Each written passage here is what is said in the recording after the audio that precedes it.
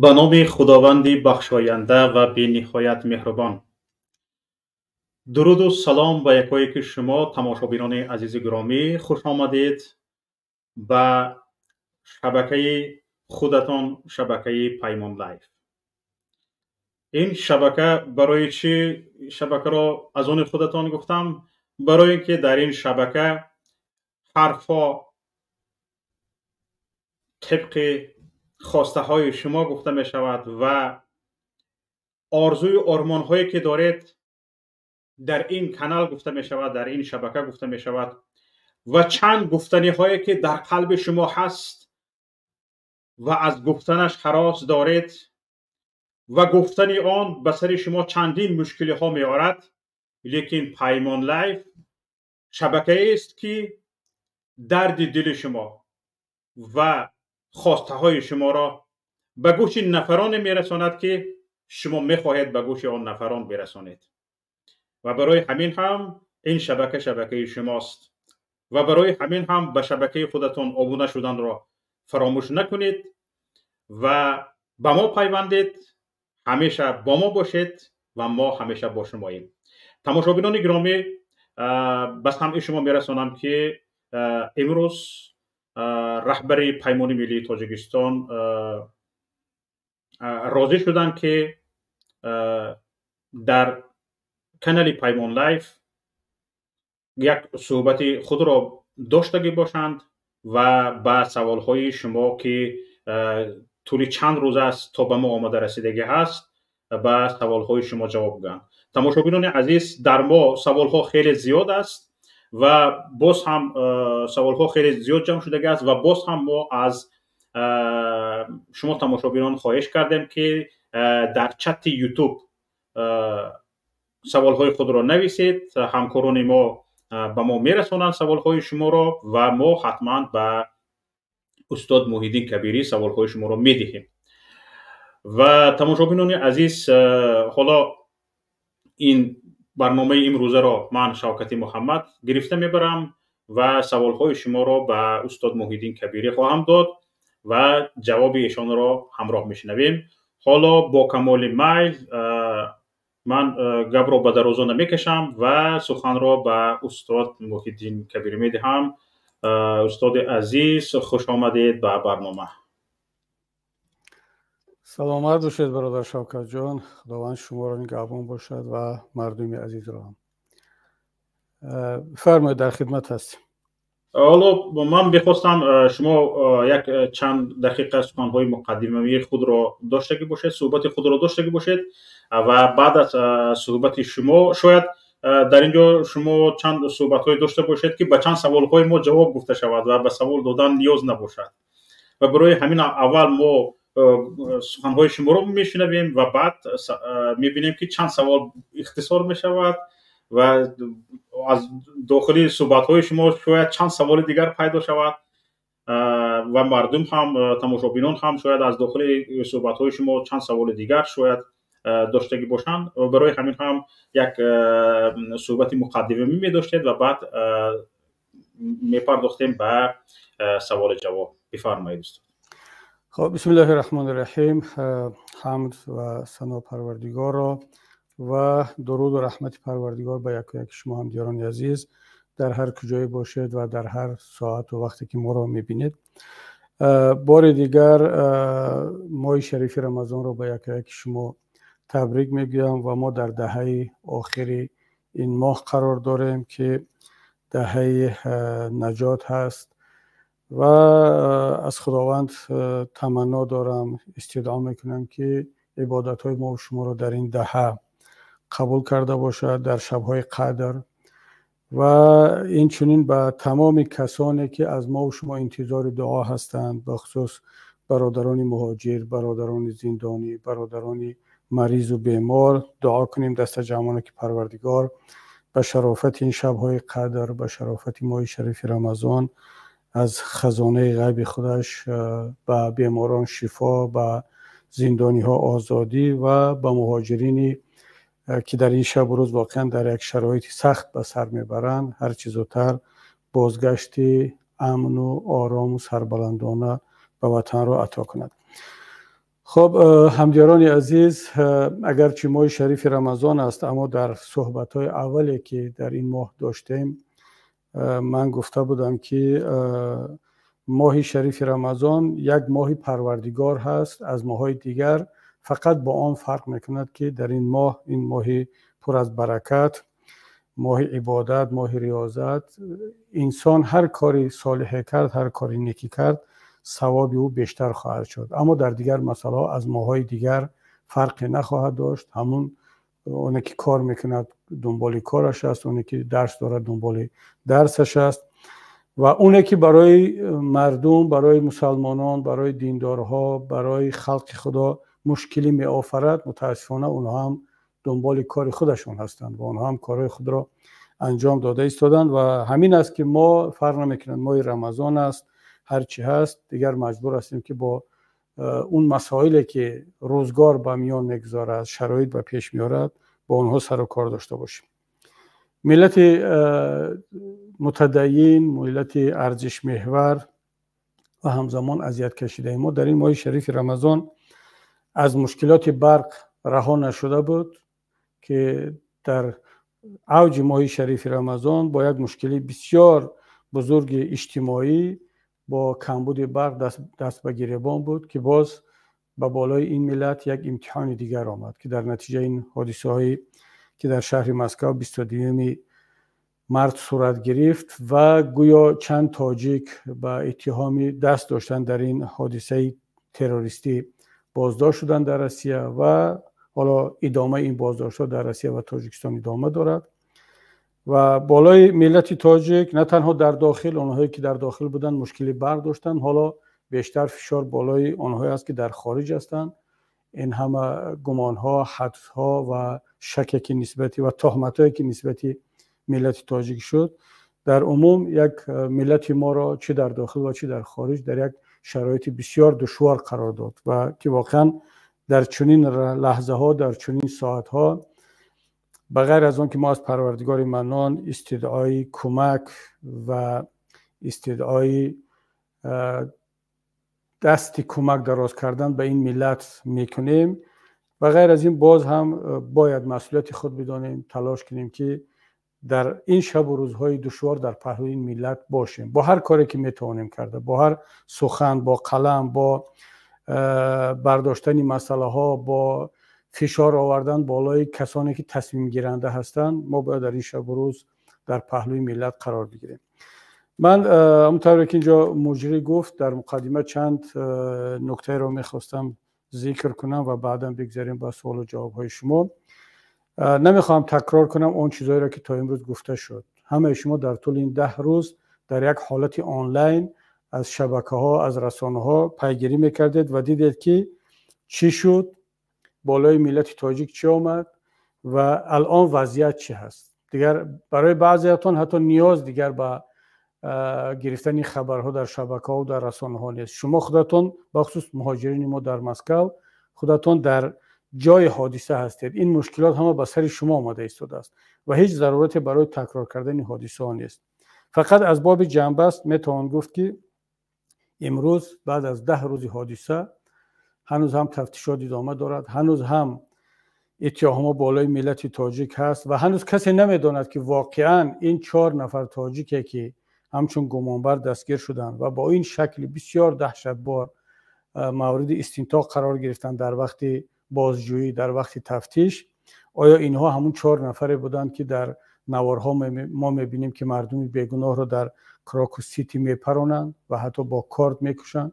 آیا واقعا این 4 نفر همون 4 نفر بودند یا اون 4 نفر دیگر کس بودند، بگذار تاجیک باشند یا غیر تاجیک، اما دیگر کس بودند و هیچ ربطی به این 4 نفر بازداشت شده ندارند. و سوال دوم این است که آیا همین 4 نفری که بازداشت شدند اگر همون 4 نفری در حادثه کشتار مستقیما دست داشته نباشند، اینها پس به چه اتهام بازداشت شدند؟ آیا اینها در گروه کمک رسان بودند یا واقعا هم ما چون دیگر به حکومت روسیه و حکومت تاجیکستان در مجموع امکانی باور کردن نیست، این دو حکومت، نه تنها این دو حکومت، در عموم حکومت‌های دیکتاتوری تا اون حد برای ملت خود، مردم خود دروغ گفتن که اصلا دیگر انسان حتی در گپ‌های راست اینها هم شک دارد. ولی احتمال دارد که این 4 نفر همون 4 نفر باشند که در اون حادثه دست داشتند. خیلی از دوستان ما، خیلی از هموطنان ما وقتی که ما زیر سوال میگذاریم همه چیز را، هم گفته حکومتداران روسیه، هم گفته حکومتداران تاجیک و هم کسانی را که میگن که نه این تاجیکان در این حادثه اصلا دست نداشتن، ما برادران عزیز، خواهران محترم وظیفه‌دار هستیم که همه را زیر سوال بریم. برای چی؟ برای آنکه در وقتی که معلومات دقیق نیست، وقتی که ما کامیراها را، نوار کامیراها را نشر نمیکنن، وقتی که مقامات دروغ میگن، وقتی که پنهان میکنن، ما نمیتوانیم 100% گفته که در اونجا تاجیکان دست داشتن یا نداشتن. ما فقط حدس و گمان خود را میزنیم، اما باید منتظر شویم تا اینکه واقعیت ها روشن شوند. واقعیت ها از کجا روشن میشود؟ شما اگر بگویید که هر چیزی که حکومت روسیه میگوید ما به همون باور کنیم و واقعیت همون است، نه. واقعیت، معنی واقعیت روشن شدن این نیست. اگر کسی بگوید که هر چیزی که امام علی رحمان یا حکومت تاجیکستان میگوید واقعیت همون است، باید همون را قبول کنم، نه، 100% که این نیست. وقتی ما میگیم که واقعیت ها منتظر شویم که واقعیت ها روشن میشود، ما باید از منطق، از عقل، از تجربه استفاده کنیم و همون ورسیا یا همون روایت را قبول کنیم که به عدالت، به حقیقت، به واقعیت ها نزدیکتر است. شاید که تا آخر هم 100% ما واقعیت ها را 100% همون طوری که میبایست به دست نبیاریم. باز هم سوال ها باقی بماند. اما از بین این 10-15 ورسیایی که وجود دارد ما میتوانیم در نهایت یکی را انتخاب کنیم، همونه که از روی انصاف، از روی منطق، از روی فکت و رقم ها به واقعیت ها نزدیک تر است. اما باید اینجا منتظر بود و ببینیم که اونهایی که تحقیقات ها میبرند، برای مثال بغیر از اون که حکومت روسیه تحقیقات برده ایستاده است، بغیر از اون که حکومت تاجیکستان تحقیقات برده ایستاده است، باز هستند سازمان ها، هستند دایره هایی که واقعا وظیفه آنها بردن تحقیقات ها در همه مسائل هست. برای مثال اینسایدر یک سازمان بین المللی است که او در تمام دنیا نسبت همه گونه حادثه تحقیقات مستقلانه خودش رو میبرد. او با حکومت ها همکاری دارد، گاه روایت یا ورسی حکومت ها را رد میکند، خودش در اساس فکت و رقم هایی که جمع آوری میکنند اینها تحقیقات میگذارند و گاه میشود که تحقیقاتی پروفسیونالی یا حرفه‌ای یک ژورنالیست یا یک رسانه یا یک سازمان غیر دولتی به مراتب دقیق تر و منصفانه تر از تحقیقات یک حکومت یا یک وزارت است، بخصوص از طرف حکومت ها، وزارتخانه هایی که دست به فساد میزنند، تمام قرارهایشان در مبنای دروغ و تهمت و شکنجه بنا یافته است. از اینها دیده طبیعی است که تحقیقات حرفه‌ای یک رسانه، یک ژورنالیست یا یک سازمان غیر دولتی به مراتب مورد اعتماد و باوری هست از اون تحقیقاتی که مقامات دولتی میگذارند.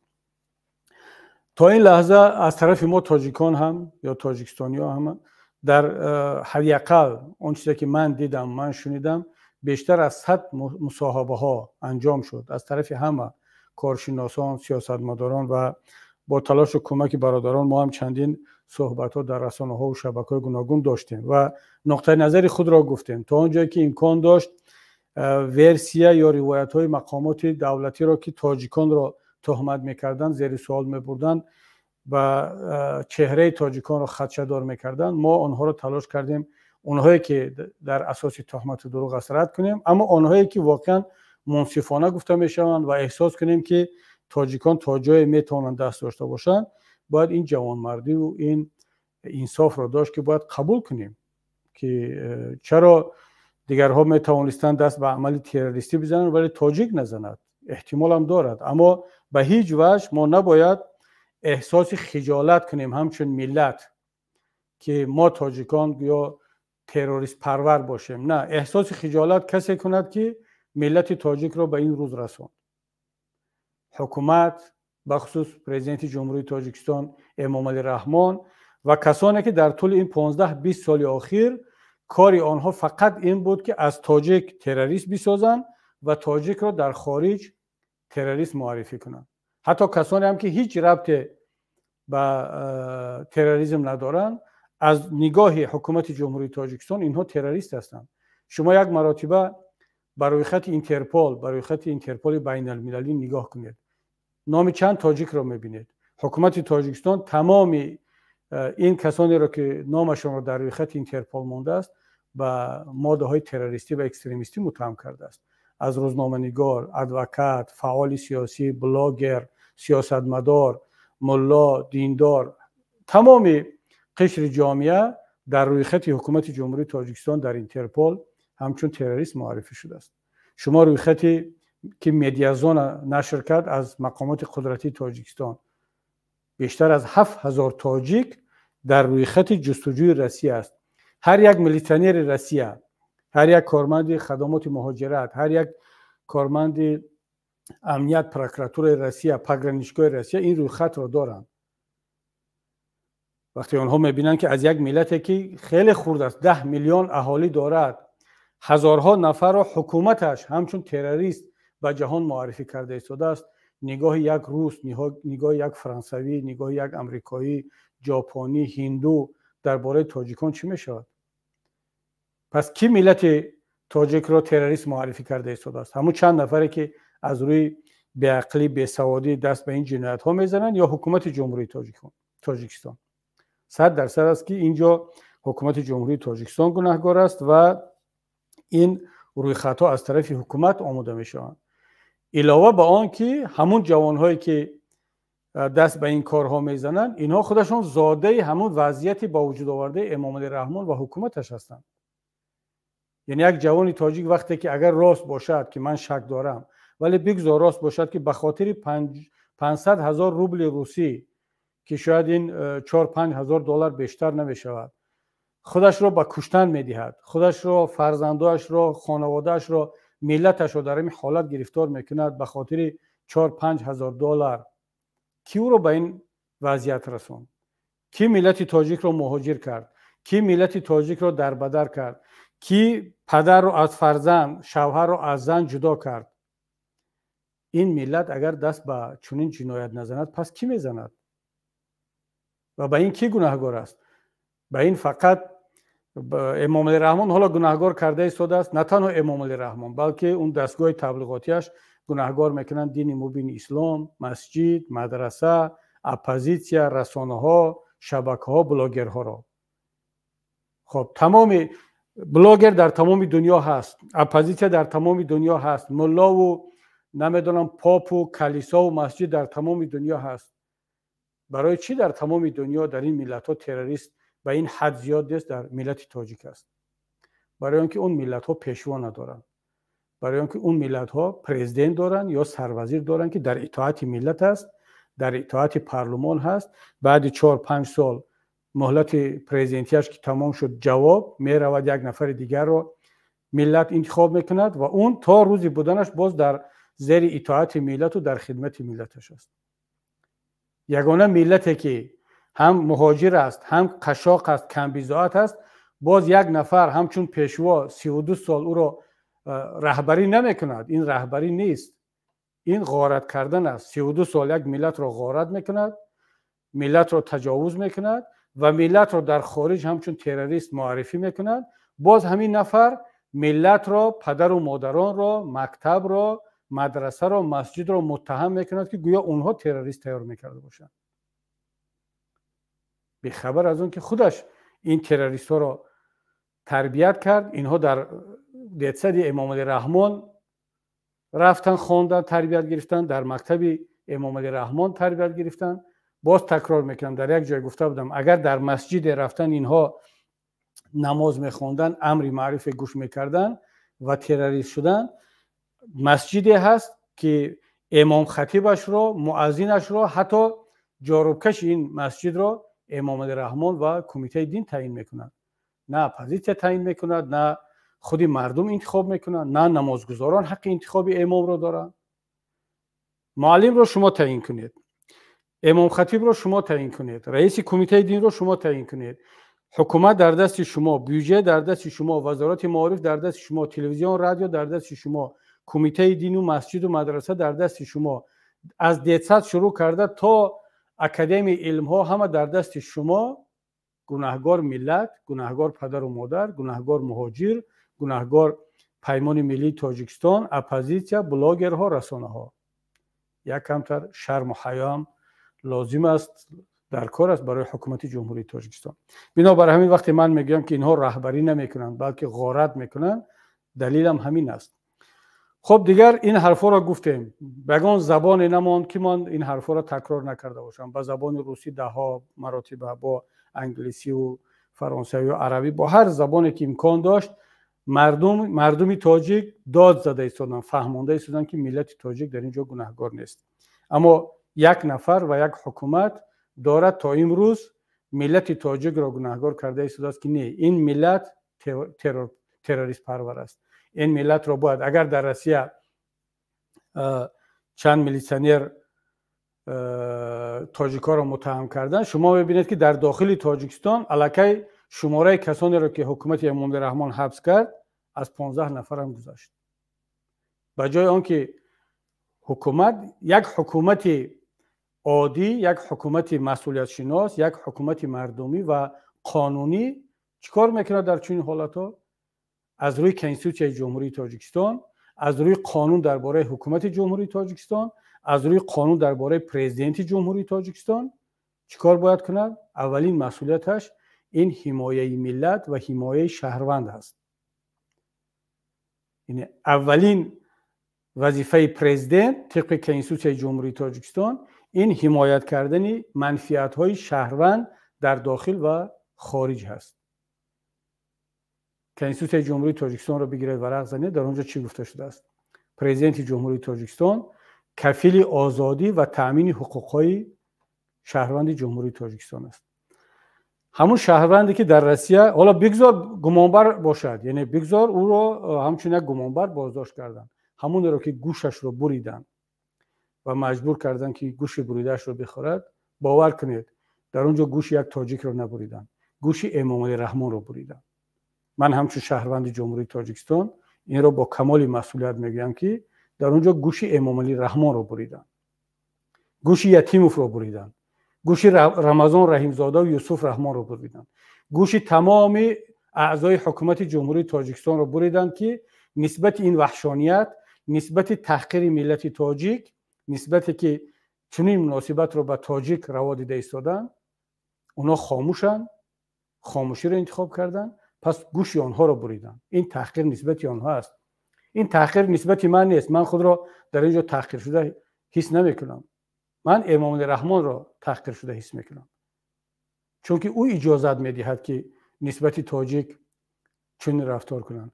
در مسکو مگر تنها تاجیکان دست به چنین کار زدند؟ مگر قبل از تاجیک یگان کسی دیگر در مترو سنت پترزبورگ گمانبر شده قرقیز بود؟ قبل از این ده ها حادثه های تروریستی راست و دروغ گیا شد، چچن ها را محکوم میکردند. در سالهای اولی که پوتین پرزیدنت انتخاب شده بود، چندین حادثه های تروریستی رخ داد که اونها را در خیلی که امروز به نام تاجیکان ثبت میکنن، اون زمان به نام چچن ها ثبت کردن. آیا یگان مراتبه دیدید که گوش یک قرقیز، آذربایجانی، گوش یک داغستانی، گوش یک چچن را یک میلیسیونر ببرد و در دهانش اندازد؟ ولی چرا با تاجیک چنین مناسبت میکنن؟ اون جوان 19 ساله تاجیک را چشمش را کافتن و من شنیدم، خدا کند که دروغ باشد، ولی تنها گوش نبریدن، بعضی عضو بدن دیگر را هم بریدن از اون جوان 19 ساله که در اون حالت گرفتار است اگر زنده بماند. پس این همه کار رو نسبت امام علی رحمان کردن، نسبت پرزیدنت جمهوری تاجیکستان کردن. اگر کمترین ناموس می بود، کمترین ننگ، نه تنها تاجیکی، من دیگه درباره ننگ تاجیکی گپ نمیزنم، کمترین ننگ و ناموس پرزیدنتی می بود، مسئول یک دولت ملت اگر وجود می داشت، می گفت که بله اینها گمانبرن، همچون گمانبر به اینها مناسبت کنید، نه همچون یک وحشی. چون شهروند تاجیکستان است، طبق کنستیتوسیون جمهوری تاجیکستان من کفیل حقوق و آزادی های او هستم و در پاسپورت جمهوری تاجیکستان، در دلخواه پاسپورت شهروند جمهوری تاجیکستان را شما باز کنید، در صفحه آخرش نوشته شده است که دارنده این شناسنامه، کسی که این شناسنامه را در دستش دارد، در زیر حمایه جمهوری تاجیکستان است. در کجاست الان جمهوری تاجیکستان؟ حکومت در کجاست که نسبت شهروندانش، نه تنها نسبت اون 4 نفر، شما وضع و حال صدها هزارها تاجیک رو در روسیه ببینید، در چه وضع گرفتارن؟ کجاست حکومت جمهوری تاجیکستان؟ چرا خاموش است؟ همین است که من میگویم که تاجیکستان دیگر رهبر ندارد، صاحب ندارد. در تاجیکستان یک مافیای دزد تاجیکستان را غصب کرده است و به نمایندگی از یک ابرقدرت دیگر دارد کشور ملت ما را تجاوز میکند و گویا که اینها حکومت جمهوری تاجیکستان تبدیل شدن به یکی از عدل‌ها یا یک اپراولینیای کدام یک وزارت قدرتی یک کشور دیگر. مسئولیت خود را تنها در همین میبینند. اما پرزیدنت یک کشور، من این حرفا رو به جناب امام علی رحمان گفته ایستادم، این را بعید است که او گوش کند، اما برسانند مسئولین، حالا از خانواده‌اش، از مسئولین کسی برساند که پرزیدنت یک کشور اگر واقعا هم پرزیدنت باشد، در چنین حالت‌ها همچون پرزیدنت باید رفتار کند. دقیقاً مثل ولادیمیر پوتین. من هیچ وقت طرفدار سیاست‌های ولادیمیر پوتین نبودم و نیستم. یک زمان در 5-10 سال اولی رهبریش بله، من 2 نفر رو همیشه پشتیبانی میکردم، یکی پوتین و دیگری اردوغان، ولی الان نه، چون اونها تغییر کردن، من تغییر نکردم.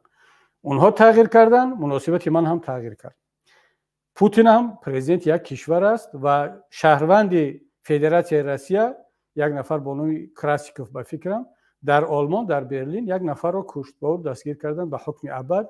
امروز در آلمان نشسته است. پرزیدنت فدراسیون روسیه چیکار کرد؟ پوتین در مصاحبه اخیرش گفت که بله این شهروند روسیه جنایت صادر کرده است، یک عمل تروریستی انجام داد در آلمان، او را حبس کردند.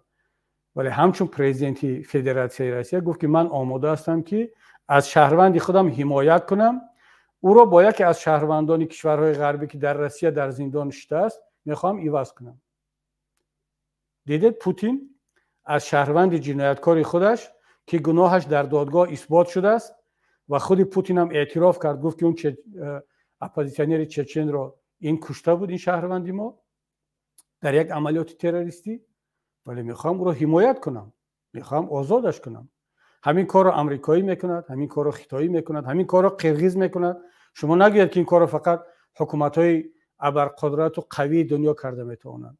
دلخواه حکومت اگرچه بگذار 5 میلیون اهالی دارد، 10 میلیون اهالی دارد، 1 میلیارد دارد، اگر خودش رو احترام میکند، ملتش رو احترام میکند، او در این گونه حالت‌ها طبق کنستیتوسیش، طبق آیین دولتداری رفتار میکند. وقتی که پوتین از یک جنایتکار اعتراف شده حمایت میکند، امامعلی رحمان چرا از چند تاجیکی گمانبر شده حمایت نمیکند؟ اونم در حالتی که گوشش رو بریدن. یگان نفر در آلمان گوش اون جنایتکار روس رو نبریده بود، حتی یک انگشت هم با اون نزدن، ولی پوتین از او دفاع میکند. چرا رحمان از شهروند خودش دفاع نمیکند؟ برای آنکه ملت تاجیک صاحب ندارد، برای آنکه ملت تاجیک دقیقاً همون چیزی را که میلیسیونرهای روس در روسیه با تاجیکان کرده ایستادن در دوشنبه همین را میبیند. امامعلی رحمان با دیگر گمانبر شدگان در داخل کشور چگونه رفتار میکند؟ یتیموف، رمضان رحیمزاده، یوسف رحمان، شما با یک گمانبر شده، با یک نفری که جنایت کرده است، حالا اثبات کرده نکرده این مسئله دیگر است، چگونه مناسبت میکنید؟ شما با حاجی عبدالحلیم، با برادران حاجی عبدالحلیم، با کسانی که همراه او گرفته، حالا بحث سر اون نیست که اونها چیکار کردن، شما دقیقاً مثل یک تروریست رفتار کردید و از اونها هم بدتر. و امروز اجازت میدید که نسبت ملت تاجیک یک حکومت دیگر دقیقاً مثل یک تروریست رفتار کند. نه اونها مثل تروریست رفتار کرده ایستادند. حالا گناه اینها 100% در نزد یک دادگاه اثبات نشده است. اینها تازه گمانبر هستند.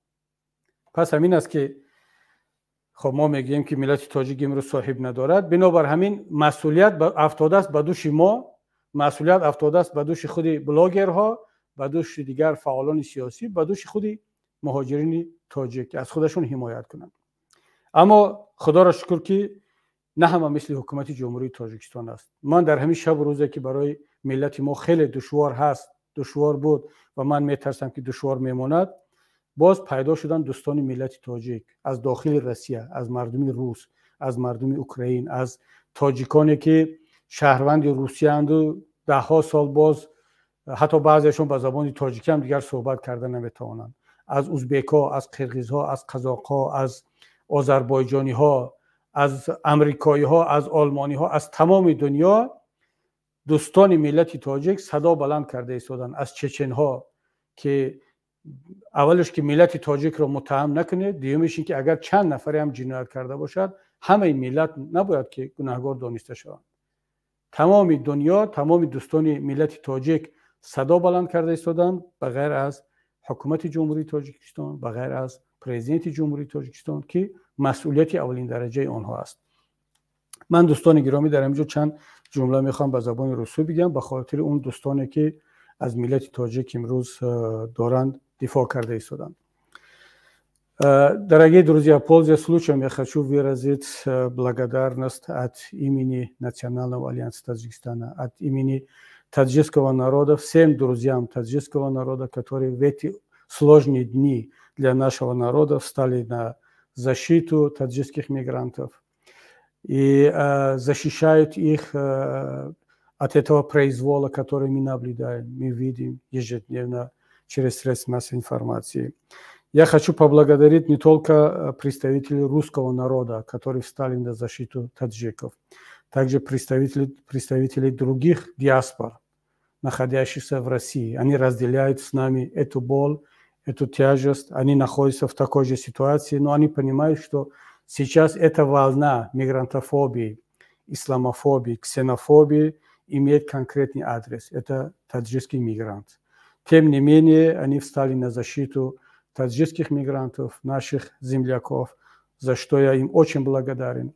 Также хочу выразить наших казахских друзей, киргизских, азербайджанских, узбекских, туркменских друзей, которые защищают таджиков, своих братьев, и призывают к справедливости, призывают к тому, чтобы за отдельные преступления, за отдельные нарушения законодательства нельзя обвинять целый народ, целое государство.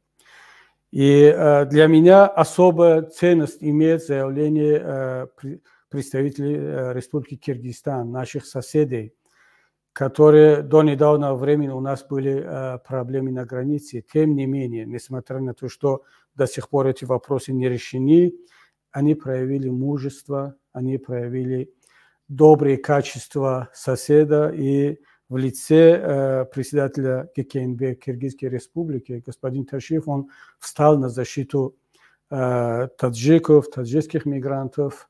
И я думаю, что он выполнил не только человеческую свою обязанность, но и обязанность доброго соседа. Я очень надеюсь, что в этом духе все вопросы, которые остались нерешенными между таджиками и киргизами, киргизскими братьями, они в ближайшее время находят свое решение. Они уже решаются, и сохраняя вот эту дружбу, этот дух взаимопомощи, взаимоподдержки в такие сложные дни, я уверен, я убежден, что наши проблемы, они будут находить свое решение. Киргизский народ однажды во время гражданской войны помог нам добиться во время мирных переговоров, добиться мира. И второй раз в эти сложные дни они поставили нам плечо, за что мы им очень благодарны. Мы очень надеялись, что наши министры, господин Ятимов, вместо Ташиева будет поддерживал бы наш народ, наших мигрантов, наш президент, но не дождались этого, скорее всего, не дождемся, но хорошо, что таджикский народ, не имея поддержку со стороны своего правительства, тем не менее мы получаем эту поддержку со стороны наших друзей, наших соседей, со стороны всего мира. Кроме того, я призываю международные организации во главе Организации Объединенных Наций в эти сложные дни создать, выработать механизмы для правовой и политической поддержки наших мигрантов в России. Такая практика у Организации Объединенных Наций есть.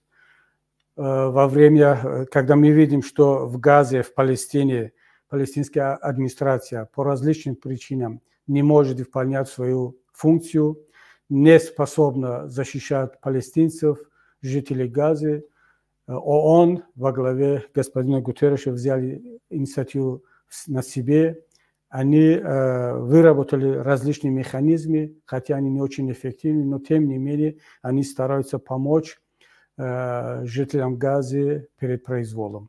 То же самое мы ждем со стороны ООН по отношению к таджикам, к таджикским мигрантам, потому что таджикское правительство или не хочет защищать, или поддерживает те репрессии, те правонарушения, которые совершаются против таджикских граждан за рубежом. Поэтому мы призываем ООН, также других международных организаций, выработать международный механизм для защиты прав и свобод таджикских мигрантов в России.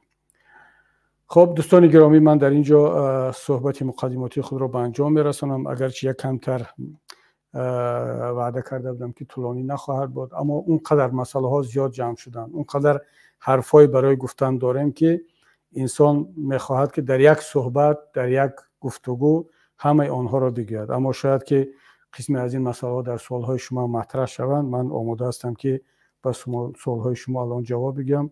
برادر شوکت جان بفرمایید. تشکر زیاد استاد، خیلی شما را با دقت گوش کردیم و امیدوارم تماشابینان ما هم از این صحبت‌های شما بهره گرفتن و بیشتر صحبت‌های شما این بودن که هر یک تاجیک این را گفتن می‌خواست. هر یک نفری که عدالت رو می‌خواهد، هر یک نفری که می‌خواهد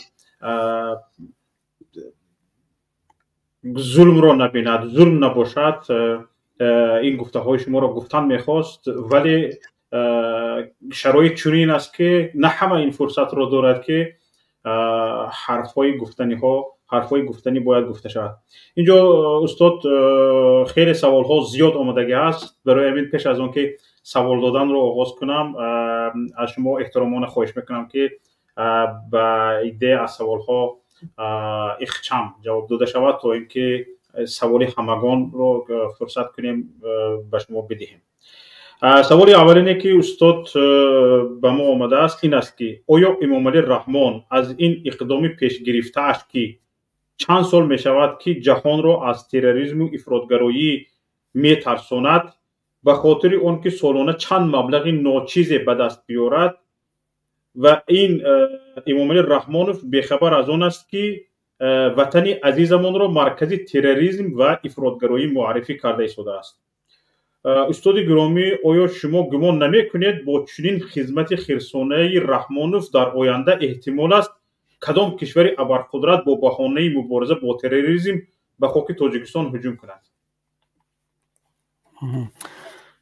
سلامت باشید دوستی عزیز. ببینید دوستان، من باور ندارم که امام علی رحمان ملت تاجیک را به خاطر کدام مبلغ تروریست معرفی میکرده باشد و در عوض این تروریست معرفی کردنش از کسی یگان مبلغ میگرفته باشد و کسی هم با او پول در این باره نمیتیند. درست است که برنامه‌های گوناگون مبارزه ضد تروریسم است از طرف سازمان ملل، از طرف OBSE، از طرف امریکا، اتحادیه اروپا که اینها یک مبلغ‌های را جدا میکنن. مثلا برای وزارت‌های قدرتی ما تجهیزات میخرن، ماشین میخرن، سلاح میخرن، بیسپیلاتینگ میخرن یا کامرا و دیگر چیزا میخرن. اما این مبلغ خیلی ناچیز است. مثلا حد اکثرش 100 میلیون دلار در یک سال میشود. البته برای تاجیکستان 100 میلیون هم کم نیست، اما برای امام علی رحمان این ناچیز است. 100 میلیون دلار، امام علی رحمان 100 میلیون دلار را در یک ماه از ملت تاجیک میگیرد، میدزدد. با واسطه راهی پولاکی کرده است که پولش مستقیما به خارج به صورت حساب شخصی می رود. فروش برق به همسایه کشورها که پولش مستقیما به صورت حساب‌های شخصی به خارج می رود. تمامی از پولاکی کردن فرم مکتبی و سپرافکا و رقم ماشین و همه چیز در اختیار شرکت‌های خانواده است، از همون داروی و اپتیک و همش. خب امام علی رحمان ماهانه شاید که در نزدیک 1 میلیارد دلار با بعضی حساب کتاب ها از ملت تاجیک مبلغ گرفته ایستاده است، از شما گرفته ایستاده است. از پس برای چی کارو میکند؟ حالا من به همین میایم که برای چی کارو میکند. یعنی من میخوام بگم که امام علی رحمان ملت تاجیک رو به خاطر پول معرفی نمیکند که از کسی پول بگیرد، به خاطر ادامه قدرتش و به خاطر دزدیش از ملت تاجیک این کارو میکند. یعنی امام علی رحمان میداند که اون از ملت تاجیک پول گرفتن و پول دزدیدن به مراتب آسانتر است از اونی که از خارجی ها بگیرد و برای که از ملت تاجیک پول را ادامه پول دزدی را ادامه بدهد باید در قدرت باشد. خودش در قدرت باشد، تمام خانواده‌اش در وزارتخانه‌های کلیدی باشد تا اینکه هیچ کس کمبودی را آشکار کردن نتواند، هیچ کس جرأت کردن نتواند. مگر یتیموف جرأت کرده میتواند با امام علی رحمان بگوید که ندزد، یا یوسف رحمان یا رمضان رحیمزاده یا کمیسیای اون چی است شاتن پالاتا یا پارلمان، همه اینا هم در دزدی با رحمان شریکن، هم میترسن و خود را میبخشه سگی پادبانی همون بایگری امام علی رحمان میدونن، نه از این بیشتر. خب امام علی رحمان ملت رو معرفی میکند به خاطر ادامه قدرتش، تا اینکه هیچ کس تصور کنید که وقتی که امام علی رحمان به جهان ملت تاجیک را همچون تروریست معرفی میکند، و میگوید که این ملت تروریست است. اگر من به اینها آزادی دهم، اگر من به اینها انتخابات آزاد دهم، اگر من به اینها آزادی دهم که مثلا رئیس ناحیه را خودش انتخاب کند، رئیس ولایت را خودش انتخاب کند، رئیس سود را خودش انتخاب کند، دپوتات را خودش انتخاب کند، پرزیدنت را خودش انتخاب کند، رئیس شهر را خودش انتخاب کند، مثلا دیگران از احزاب دیگر گوناگون پرزیدنت باشد، وزیر باشد، دپوتات باشد، اینها نمیگوید که اینها اجازت نمیدن که به من بدزدم. میگه اگر به اینها این اجازت رو بدهم، در نتیجه تروریست‌ها با سر قدرت میان. این ملت تروریستی است. شما از من انتخابات آزاد درخواست نکنید، رعایت حقوق بشر درخواست نکنید، آزادی به مسجد و مدرسه و معارف و بیزنس اینا درخواست نکنید، زیرا این ملت فقط کلتک رو میفهمد. این ملت فقط زندان رو میفهمد و لتو کبرو. همون خیلی که روسیه امروز در روسیه نسبت تاجیکان رفتار کرده است، امام رحمان میگه این ملت همین رو میفهمد. برای همین دوستی عزیزم، شما فکر نکنید که این همه کارهای امام رحمان به خاطر کدام مبلغ خارجی است. این به خاطر مبلغ‌های ملت تاجیک است که از داخل بدزدد و کفیل دزدیاش هم همون در قدرت باقی ماندنش است. تشکر. سوال دیگر. سوال همین طور است که میگویند از فرصت استفاده برده یک میتینگ مردمی تشکیل کنیم نمی شود؟ من در داخل تاجیکستان هستم. به سوال من لطفا جواب بدید. بله، از فرصت استفاده کرده یک میتینگ تشکیل کردن در کار، اما همون فرصت کدام است؟ منم بارها در صحبت‌هایم گفتم که برادران عزیز، امام علی رحمان هیچ راهی را برای ملت تاجیک دیگر باقی نگذاشت. نه راه انتخابات، نه راه یگان نصیحت، نه راه دعوت، نه راه اصلاح کردن، نه. یگانه راه با فشار این حکومت را عوض کردن. این فشار چگونه می شود؟ آیا بدون سلاح یا با سلاح؟ من نمیدونم. من خیلی میخواهم که بدون سلاح باشد، یک میتینگ سراسری ملی شود، تا اینکه مثل همه ملت‌های دیگر حتی یک شاخ درخت را نشکسته ما حکومت را در تاجیکستان عوض کنیم. یعنی یک شاخ درخت، یک بوته باید که ضرر نبیند. برای آنکه این گونه حکومت عوض شود، باید یک حکومتی، من نمیگم قانون محور، یک حکومتی انسان محور، یک حکومتی یک کمی انصاف و وجدان داشته باید داشته باشیم ما در تاجیکستان، که وقتی بیند که دیگر ملت نمیخواهد، ملت تاجیک امروز دیگر امام علی رحمان و حکومتش رو نمیخواهد. من به این پروپاگاندیستا و تبلیغگرا و چاپلوسایی که مینویسن مثلا تاجیکستان با پیش، ما در پهلوی فلانی هستیم، یا به این رقم هایی که 70-80% گیا رای میدن مردم، دیگر به این باور ندارم. همون مهاجر تاجیک که در روسیه در زیر لتوکوب میلیسیونر هست، در پدوالا هست، امروز در کوچه مانده است. این بیشتر از 2 میلیون مهاجر که هر کدام اینا در تاجیکستان خانه و در دارن، پدر و مادر دارن. یعنی همون 2 میلیون مهاجر نماینده همون 10 میلیون تاجیک است. مگر همون 2 میلیون مهاجر با امام علی رحمان آواز میدهد؟ بغیر از چند تا خودفروخته و زامبی شده و چاپلوسی که دیگر خونش ویران شدگی است، مغز سرش ویران شده است، اینا هم هستن، من نمیگم نیست. بعضی ها رو میبخشید، در بدترین حالت هم که یک نفر بیارد باز هم مدح و ستایش میکند. این خصلت بعضی انسان ها هست. خب تاجیکان یک ضرب المثل بسیار دغل دارن نسبت اینها که من در اینجا برای احترام رمضان و مردم نمیگم، اما همین گونه‌اند که میگه سایبانی سرم است دیگر. ولی اکثریت مردم این رو قبول ندارن. همین مردم به داد آمدن. خب دیگر خود مردم باید انتخاب کند که با کدام راه حکومت رو باید عوض کند. مادامی که برای انتخابات نمیشود، پس میماند برای اعتراض، یا اعتراض یک میتینگ سراسری مصالحت آمیز بدون خشونت، بدون سلاح. اما اگر من این را آشکار میگم برادران عزیز، نظری شخصی من را اگر بپرسید، من گفته بودم باز تکرار میکنم، امام علی رحمان هر کسی که به خیابان برآید او را نابود خواهد کرد. تو سلاح داری نداری، تو برای او اکستریمیست هستی، نابود خواهد کرد. فقط در یک حالت ما میتوانیم این میتینگ یا تظاهرات مصالحت آمیزی بدون سلاح ملت را حمایت کنیم که امام علی رحمان، یتیموف، رمضان رحیم زاده و دیگر جنایتکاران دیگر جرأتی به طرف ملت سلاح برداشتن رو نکنند. در صورتی که ملت یک گروه از فرزندان خودش را در پهلویش آماده داشته باشد که از ملت حمایت کنند. سوال من این است که آیا همین گروه، همین مردم جوانمردای جان به کف که میخواهند ملت رو در روز مبادا حمایت کنند وجود دارند، هستند یا نیستند؟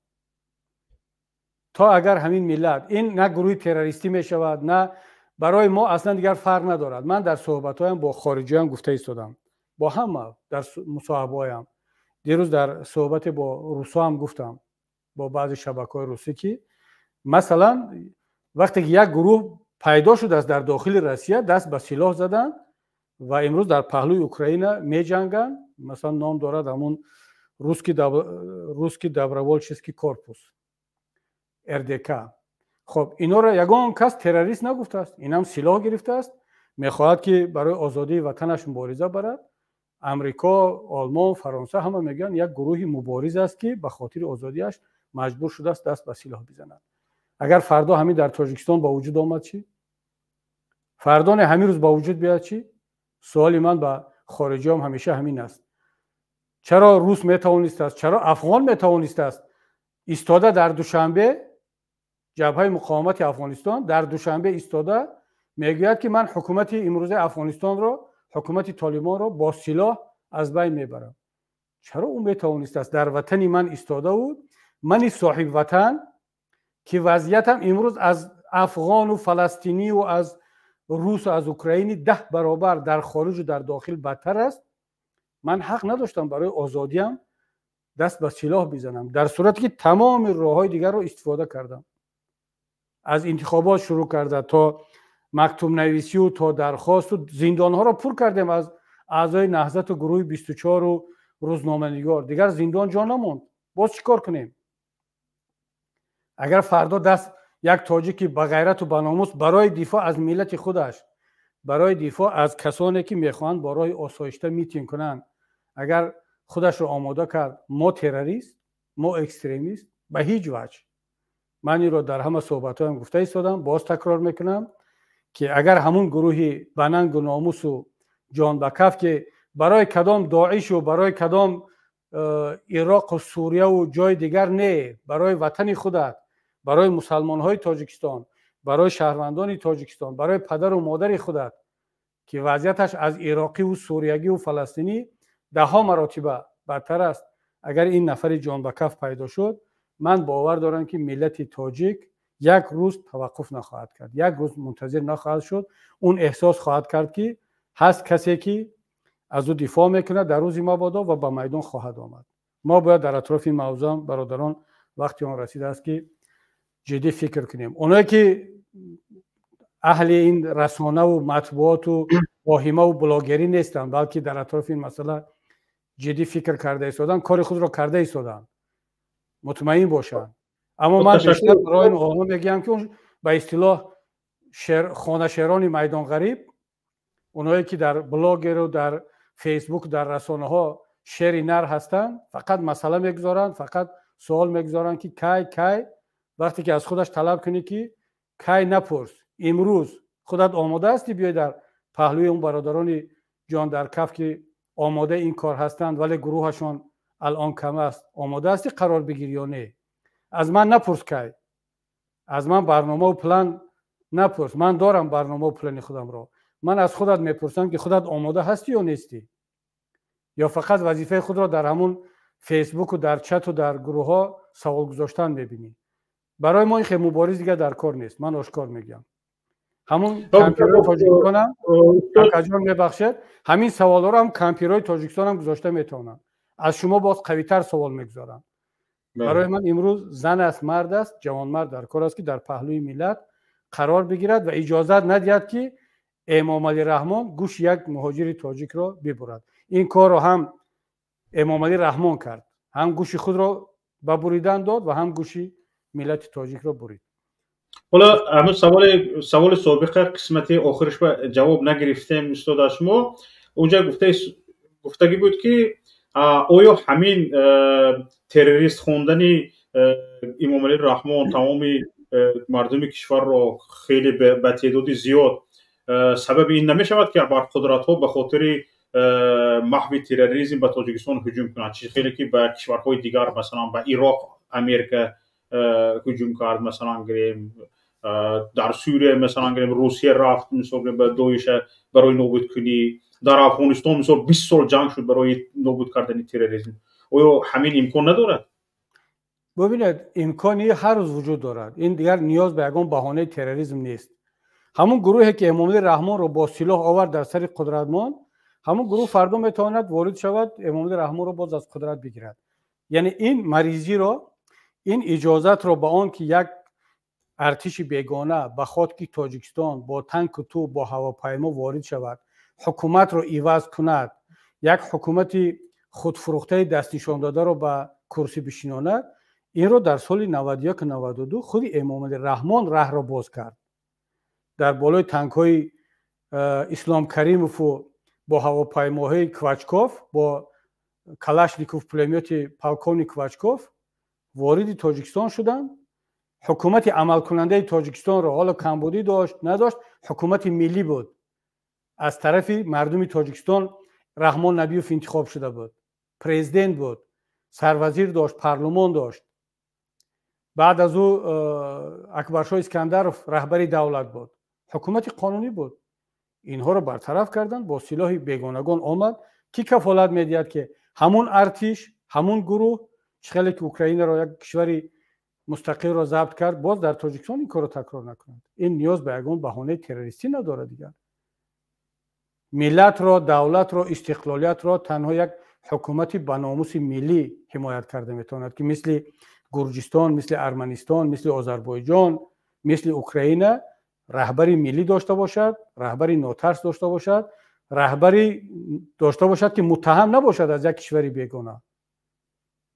وقتی که گوش ملت رو میبرن این هیچ گفته نمیتواند. اگر صدایش رو یک کمتر بالا کند میگن جایت رو بدان، ما تو را سر قدرت آوردیم، این کار رو حتما باز تکرار خواهیم کرد.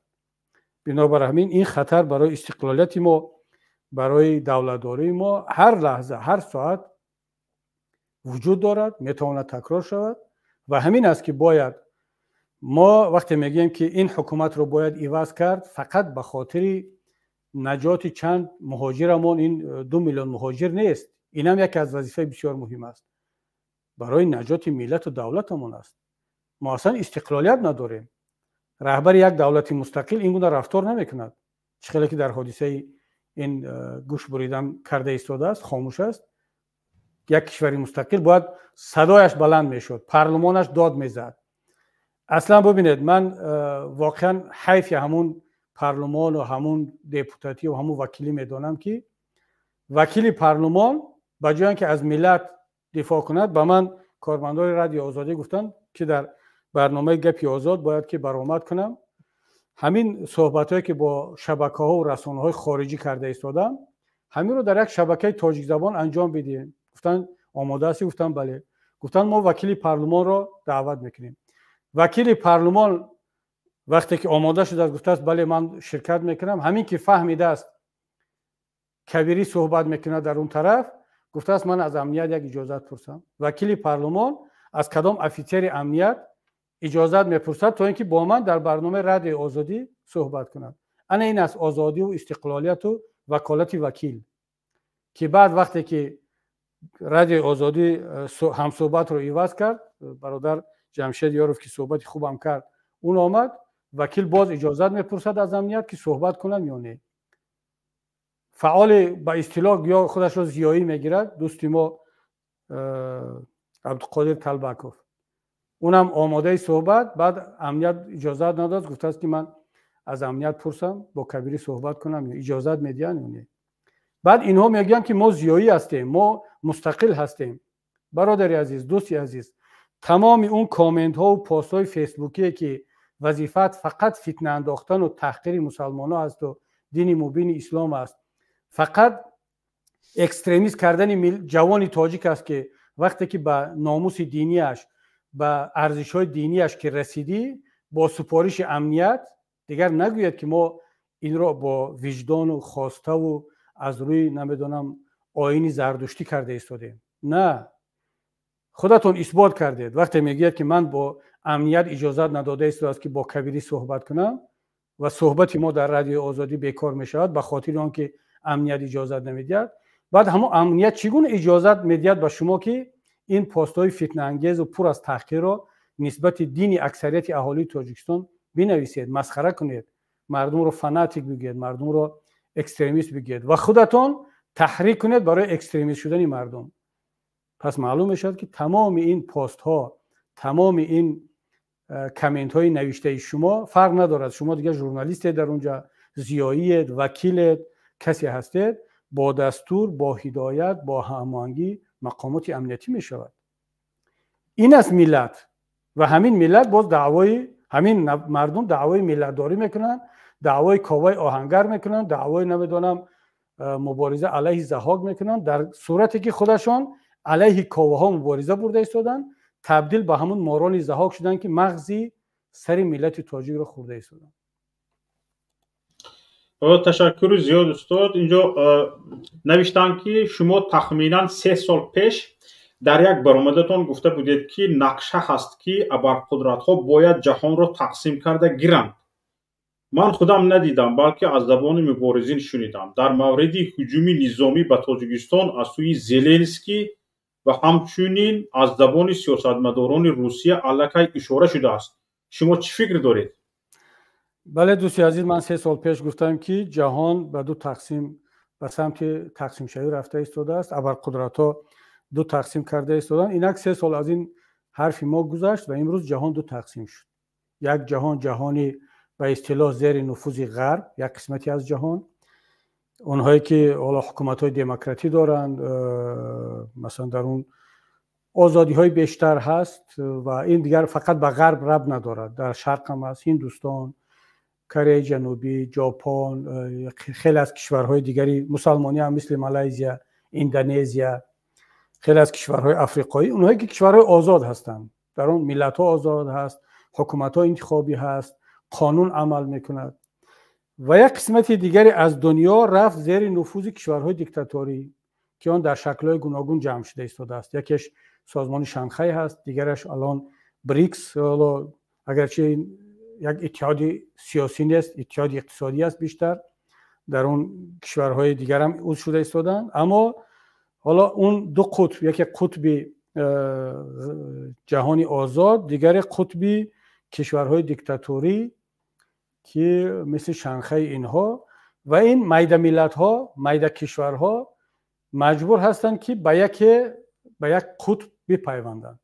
امکان ندارن اینها مثلا مثل برزیلیا، مثل عربستان سعودی، مثل آفریقای جنوبی، مثل هندوستان نیستند که، مثل ترکیه نیستند که بازی کنند در بین دو قطب، هم با قطب جهانی آزاد بازی کنن، عضویت داشته باشن، هم با این کشورهای دیکتاتوری. مثلا ترکیه هم عضو ناتو هست، در پهلوی آمریکا و اروپا هست، و هم همکاری خوب با کشورهای منطقه ما دارد، و عربستان سعودی هم همین، چون اینها پول دارن، ارتش دارن، امکانات دارن. اما متاسفانه ما میده ملت ها، میده کشورها مثل کشورهای دیگر، مثل گرجستان، مثل ارمنستان، مثلا دیگر کشورها فرق ندارد از لحاظ جغرافی ما در کجا قرار داریم، باید که دیگر یکی رو انتخاب کنیم و این وابسته است به اون سیاست‌های الیت حاکم در سر قدرت. کدام انسان هست، چگونه تفکر دارد، و همون طرف میل میکند. امام علی رحمان که خودش یک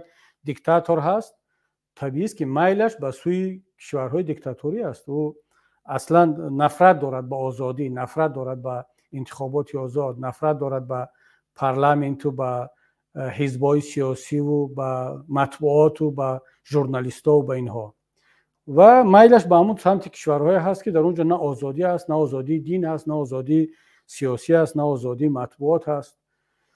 اما کشورهای میده دیگر که حتی در آسیا هم اگر باشن، چون در رهبریتش یک نفرها، یک گروه میان که آزاداندیش هستند، احترام ملت خودشون را دارن، میخوان ملتش سربلند باشد، اینا فرق نداره در افریقا است، در آسیا است، در قفقاز است، اینا میل میکنن به سمت کشورهایی که در اونجا آزادی بیشتر هست. برای مثال ارمنستان از لحاظ جغرافی در منطقه سابق شوروی هست، عضو ODKB هست، بود انیقترش، اما وقتی که یک نفری مثل پاشینیان سر قدرت آمد و دید که نه، این اودکب یک بازیچه در دست یک دو کشور است، در صورتی که هجوم به ارمنستان شد از طرف یک کشوری که عضو اودکب نیست و طبق آیین‌نامه اودکب این درخواست کرد که به من کمک کنید. این در آیین‌نامه نوشته شده است که در صورت هجوم به یکی از کشورهای عضو، تمام کشورهای اعضای اودکب در حمایت او قرار خواهند گرفت.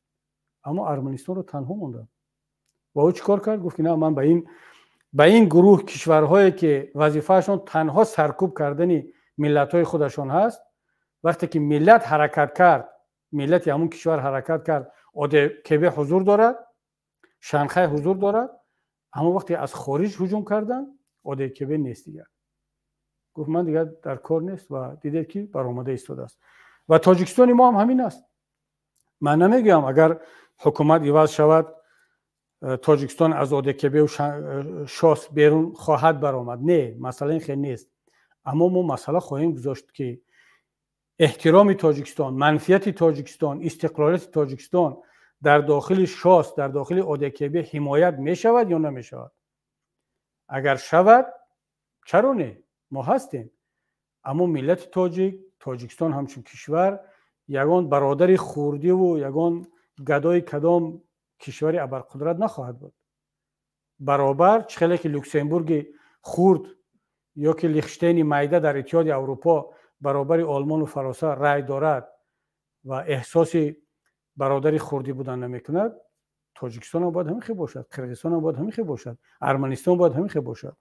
بنابر همین من مسئله رو برادر عزیز همین گونه میبینم و جهان الکی تقسیم شده است. برای امام علی رحمان خیلی راحت است که در همین گروه کشورهای دیکتاتوری باشد. ما در آینده فکر خواهیم کرد که در کجا تاجیکستان باید باشد. معیار برای ما منفیت شخصی یک نفر پرزیدنت نخواهد بود. معیار برای ما منفیت ملت و دولت ما خواهد بود.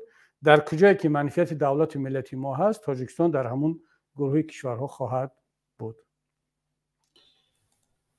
تشکر زیاد.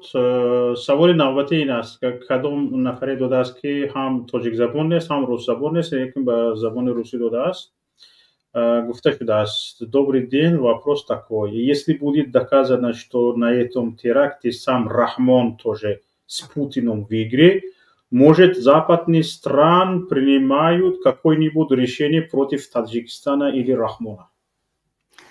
Нет, дорогой друг, у Запада никаких планов нет по поводу вторжения или менять власть там, потому что вообще Таджикистан далеко от Запада. Таджикистан для Запада это не Белоруссия, не Россия, не Украина, даже не Турция и не Иран. Таджикистан для Запада это изолированная далекая страна, где-то находится в Гиндукуше, в Гималаях, между Китаем и Афганистаном. На самом деле географически это так. И поэтому на Западе рассматривают нас как транзитное государство к Афганистану, не более того. Для них особо не важно, кто там, кто управляет, кто ворует. Главное, чтобы там было все тихо, спокойно, поменьше мигрантов, поменьше контрабанды оружия, поменьше терроризма и экстремизма. И все. Вот что волнует Запад. Даже если они понимают, они прекрасно знают, что они сами даже пишут, вот прочтите, я не знаю, наверное, на французском вы не можете читать, но вы можете через перевод, через Google прочитать, что пишет Фигаро. Недавно опубликовали статью, где есть и мои комментарии, и что пишет Нью-Йорк Таймс, например, что пишет газета Bild в Германии. Все они пишут о том, что сегодня те проблемы, которые мы имеем с терроризмом в Таджикистане, это результат политики имама Али Рахмона. Они не обвиняют напрямую имама Али Рахмона или Путина о том, что именно они организовали эти теракты. Нет, ни в коем случае. И я не обвиняю их. Непосредственно по какому-то сценарию, плану нет. Но я обвиняю имама Али Рахмона в том, что он привел ситуацию к такому развитию. То, что 2 миллиона мигрантов оказались в России бесхозно, без авторитетов, без средств на проживание, они оказались в такой ситуации, когда любая структура террористическая, любая спецслужба может их завербовать за какие-то гроши, за какие-то небольшие деньги. Да, иногда даже без денег. Потому что молодой таджикский мигрант уже никому не доверяет. Ни правительству, ни имам-хатибу, ни посольству, ни парламенту, никому. Доверяет только в Ютубе различным проповедникам, различным так называемым фальшивым лидерам, духовным лидерам. Они сами стали жертвой. Поэтому на Западе все это прекрасно понимают, знают.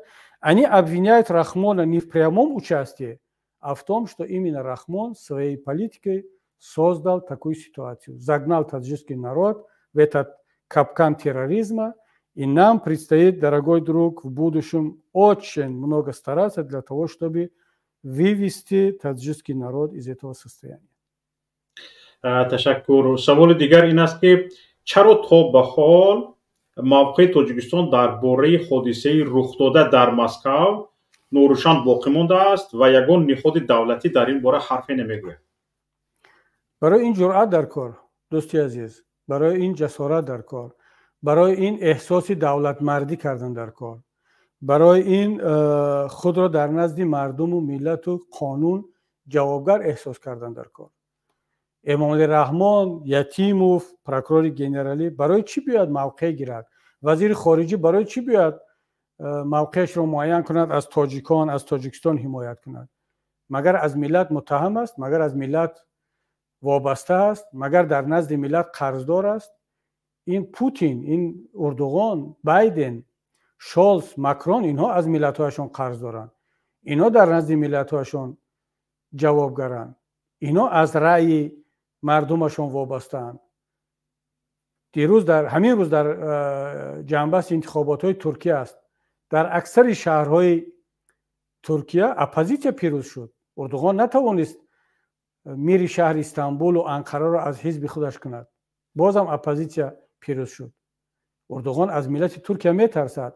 برای همین مجبور است که کمترین اگر در پای یک ترک در خارج خار میزند، اگر کاری دست خود حکومت ترکیه نباشد و دلخواه دولت امریکا، روسیه، تاجیکستان، خیتای اگر نسبت یک شهروند ترکیه اگر با چشم کج نگاه کند، اردوغان مجبور است در پیش ملتش جوابگر است که بیاد موقع گیری کند، صدایش رو بلند کند. برای چی؟ برای اینکه مردم ترکیه در انتخابات بیان حزبی رو انتخاب کنند، نه اپوزیسیون رو. مردم ترکیه امروز گفته است که اردوغان نمیتواند ترکیه را در مقابل چالش‌های آینده حمایت کند. برای همین به اپوزیسیون رای داده استند. آیا ملت تاجیک این امکانیت را دارد که وزیر تاجیک، پرزیدنت تاجیکستان مجبور شود که بیاید در برابر این مشکلات ملت تاجیک در مسئله حادثه‌های در مسکو رخ داده موقع گیری کند؟ من پیشتر گفتم دپوتات تاجیکی او وزیر نیست، او از رأی انتخاب کننده وابسته است. جسارت ندارد در رادیو آزادی بیاد بحث کند و صحبت کند. میترسد. از مردم نمیترسد، از انتخاب کنندهش نمیترسد. برای آنکه او میداند که او را انتخاب کننده انتخاب نکرده است، او را امنیت انتخاب کرده است، او را امنیت تعیین کرده است. خب پس شما از من سوال میکنید که برای چی حکومت جمهوری تاجیکستان تا امروز هیچ واکنش نکرد، موقع خود را معین نکرد، از مهاجر حمایت نکرد؟ اون موقع ندارد که او را حمایت کند، موقع ندارد که او را بیان کند، وابسته نیست که او را بیان کند. دوستی عزیزم، خودت به همین سوالات جوابش رو خوب میدونی، از من شاید بهتر بدونی، اما خواستی شاید که یک مرتبه دیگر من تکرار کنم. اینان تکراری مرا شنیدی. تشکر. چرا موقع تاجیکستان درباره حادثه رخ داده اینا گفتیم اهمیت وجود دیویزی 201 روسیه برای تاجیکستان در چی است؟ چرا یک آرمی بیگانه در خاک تاجیکستان است؟ آیا این به استقلال کشور خلل نمیرساند؟ اهمیت دیویزی 201 روسیه در تاجیکستان برای امامالله رحمان در آن است که اگر مردم بدخشان را نمیتوانی سرکوب کرده، 201 دیویزیا میکرد. اگر باز فردا یگان گوشه دیگری تاجیکستان، یگان مردم، یگان کسی دیگر، یک جوانمردی مثل حاجی عبدالحلیم پیدا شود که از خودش حمایت کند، باز پهپادا، و اون وقت تاجیکستان پهپاد نداشت، بیسپیلوتنیک‌ها و راکت‌های 201 دیویزیا میزنند. همین است دیگر. شما فکر نکنید که 201 دیویزیای روسیه برای حمایت منفعت‌های تاجیکستان در اونجا است. برای حمایت منفعت‌های روسیه هست که حتی همین 201 دیویزیا را میتواند ضد حکومت روسیه هم استفاده برد.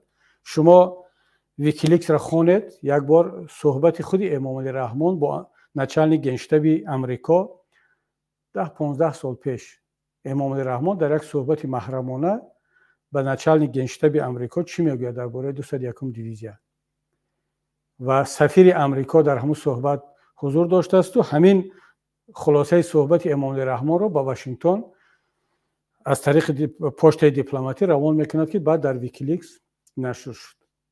من این رو خاطر رسان میکنم که خودتون در ویکیلیکس بخونید. در اونجا امام علی رحمان با نچلنیک گنجشتاب امریکا میگوید که خواهش میکند که امریکا و این بعضی خودش رو در تاجیکستان بیاد بسازد، در منطقه قراتاغ. میگوید من برای شما جا جدا میکنم و این بعضی خودتون رو بسازد. برای چی؟ برای اینکه من از 201 دیویزیای روسیه میترسم که اینها هر لحظه میتونند باز حکومت تاجیکستان رو عوض کنند. نمیگوید به امریکایی‌ها که یک بار حکومت رو عوض کردن، ما رو با جای دیگر آوردن، الان در فکر عوض کردن ما هستند. برای چی؟ برای اینکه وقت غفار میرزایف کماندری گواردی ملی تاجیکستان علیه رحمان شورید و امام رحمان فکر میکرد، باور داشت که در پس غفار میرزایف روسیه ایستاده است 201 دیویزیا و از او پشتیبانی خواهد کرد. و این حرفا رو به نچلنیک گنجشتاب امریکا گفته ایستاده است. و رحمان هم میداند که 201 دیویزیا برای چی است. برای تاجیکستان نیست، در اختیار حکومت تاجیکستان نیست، اما از یک طرف میترسد، وابسته هست، بگوید که این را بردارید از اینجا. از طرف دیگر خودش هم در صورت لازمی از پوتین کمک میگیرد برای سرکوب کردن ملت تاجیک. برای تاجیکستان در همین شب و روز هیچ اهمیت ندارد. با تاجیکستان از خارج یگان تهدید وجود ندارد. طالب تهدید دارد برای تاجیکستان. اگر طالب تهدید کند با تاجیکستان، حکومتی که اشرف غنی 200,000 سربازی با آخرین سلاح ناتو مجهز را نابود کرد، از بین برد در یک هفته. امریکا ناتو با همون قدرتش 56 کشور دنیا اعضای ناتو در افغانستان ارمیه داشتند. روسیه در تگ بینی طالب بود، هیچ کار کردن نتونست.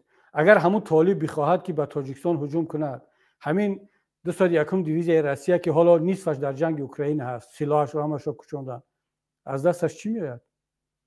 یا کی هجوم میکند؟ خیتای هجوم کند، از دست همین 201 دیویزی یگان چی میآید؟ اصلا هیچ کس نیتی به تاجیکستان هجوم کردن ندارد. این همه بافته و ساخته برای سرکوب کردن ملت تاجیک است. بنابر همین وقتی که حکومت عوض شد، یکی از سوالات همین میشود که همین 201 دیویزیا اگر میخواهد باقی بماند، در اساس کدام شرط، با چه شرایط، با کدام اصولیا، با چه مبلغ، در اختیار کی خواهد بود؟ همون اپراتیو اپرالینش در دست کی میشود؟ اینا مسائلی هستند که در آینده باید مطرح شوند. و اما امام علی رحمان این حرف رو گفته نمیتواند. وقتی که من یادم است، وقتی که وکیل پارلمان بودم، همراه خان ظریفی وزیر کارهای خارجه بود، وقتی قرقیزها درباره بعضی حربی روسیه در شهر کنت است به فکرم 260 میلیون دلار سالانه طلب کردن، تاجیکستان هم دعوا کرد که خب چرا قرقیزها میگیرند و ما نگیریم. همراه خان ظریفی گفت که خاک تاجیکستان ملک پدری یگان کس نیست که به روسیه به پول بدهد. یعنی دعوای کلان رو بینید. همچون وزیر دعوا کرد، اما به خبر که در بالای او باز یک پرزیدنت هست که خاک تاجیکستان را نه تنها ملک پدری، ملک شخصی خودش میداند، با کخ سیبی خواهد هدیه میکند به پول. 1.5% خاک تاجیکستان را به هیچی هدیه کرد با یک همسایه، باقی مانده شد در اختیار یک کشور دیگر میدهد، بعضی حربی میدهد. وقتی که اون وقت медведев буд президент, ҳатто Путин набуд, медведев президент буд, як суханронӣ кард дар мулоқот бо донишҷӯёни Россия. вазири дифои Россияро фиристод ба душанбе, ҳатто бо Раҳмонов мулоқот накард. бо Шералӣ Хайруллоев вазири дифои Тоҷикистон мулоқот кард, ултиматумро дар болои миз гузошт, гуфт барои шумо 2 рӯз вақт, масъаларо ҳал мекунед, агар накардед мебинед чӣ мешавад. Эмомалӣ Раҳмон саросимавор он созишнаморо ба парламент фиристод барои ратификатсия ва мо дар парлумон бо аксарияти овоз, ки дар онҷо аксарияти овоз дар Ҳизби Халқи Демократӣ аст, албатта вақте мегӯям мо, яъне овози зидди 2-3 нафар дига ҳисоб нест, яъне парлумон онро тасдиқ кард. бидуни ягон тин он даъвоҳои калон гузошт шуд. Қирғизистон то имрӯз пул мегирад, Тоҷикистон пул намегирад. барои чӣ? барои ба Раҳмон гуфтанд ки магар фаромӯш кардӣ ки туро кӣ ба сари қудрат овард? кофӣ аст ки мо 50,000 100,000 муҳоҷирро аз Россия депорт кунем, баъд мебинӣ вазъияти чӣ мешавад. тамом шуд масъала. барои ҳамин ҳукумате мебояд дар Тоҷикистон ки муттаҳам набошад, дуз набошад, аз кадом абарқудрат вобаста набошад. он вақт манфиати миллиро ҳимоят карда метавонад. бо дилхоҳ қудрат ҳадиақал мисли Қирғизистон рафтор карда метавонем. ҳадиақал мисли Қирғизистон. ман намегӯям мисли Ӯзбекистону Қазоқистон. айнан савол дар бораи ҳамин аст ки ҳукумате ки ба Тоҷикистон мегӯяд чӣ бояд кунад. буне савол чӣ хел аст? агар ба шумо насиб шавад ки ҳукуматро ба даст гирифтед, оё бо Россия боз ҳам Тоҷикистон шарики стратегӣ мемонад ё муносибатҳо тағйир меёбад ва ё Тоҷикистон рӯ ба Аврупо мешавад?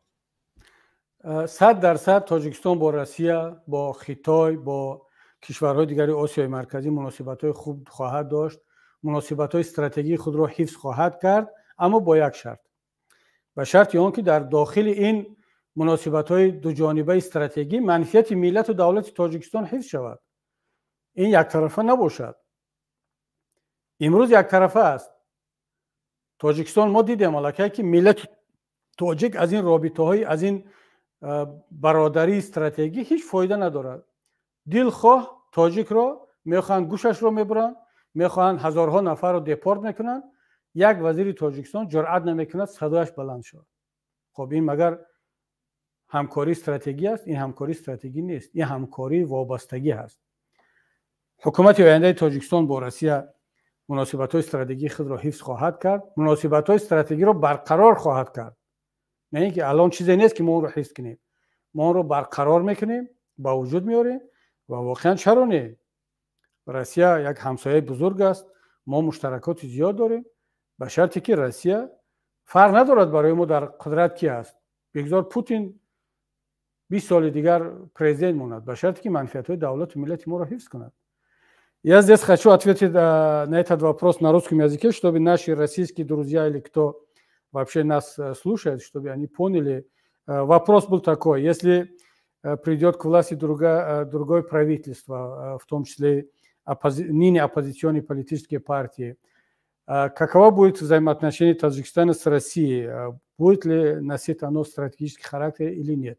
Наш ответ очень ясен и простой. Да, мы заинтересованы в том, чтобы наши взаимоотношения в будущем с Россией были стратегическими, в духе взаимопонимания, взаимоподдержки, но они должны быть взаимовыгодными и стратегическими.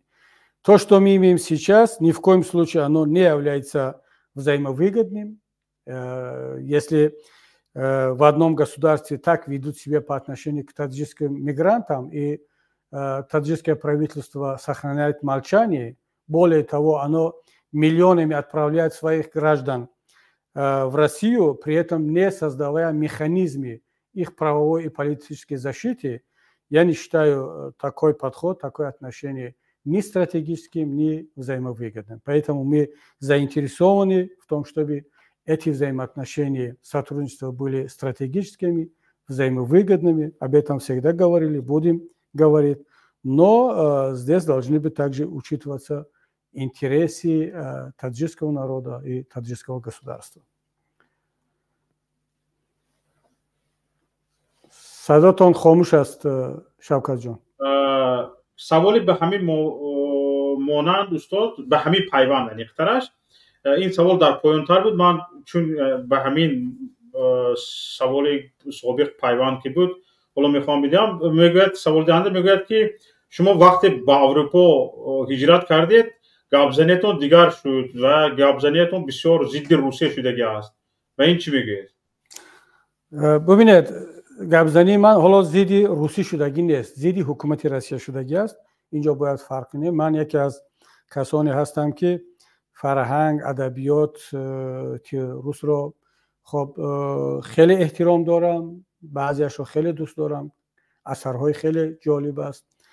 اما ما باید ملت روس، دولت روسیه و حکومت امروزه روسیه باید فرق بذاریم. همونطوری که بین ملت تاجیک، دولت تاجیکستان و یک حکومت دزد و غارتگری امروزه در تاجیکستان باید فرق بذاریم.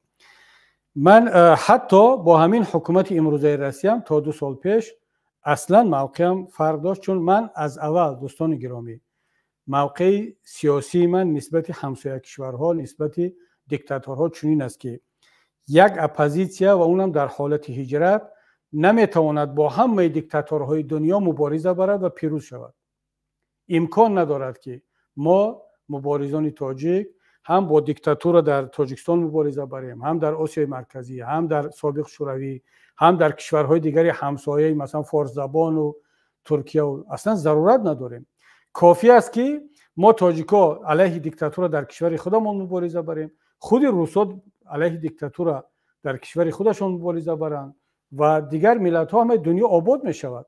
اما وقتی که ما یک بار جنگ اعلان میکنیم با تمام دیکتاتورها در دنیا، علیه پوتین، علیه رحمان، علیه دیکتاتورهای دیگر، پس معنی را دارد که ما به هدف نخواهیم رسید. پس ما فقط شعار میپرتیم، برنامه مشخص نداریم. اما وقتی که اونها علیه ما جنگ اعلان میکنن، موقع اونها علیه ما تغییر میکند، چرا موقع من تغییر نکند؟ تا همین 2 سال خودتون گفتید که موقع ما نسبت روسیه تغییر کرده است.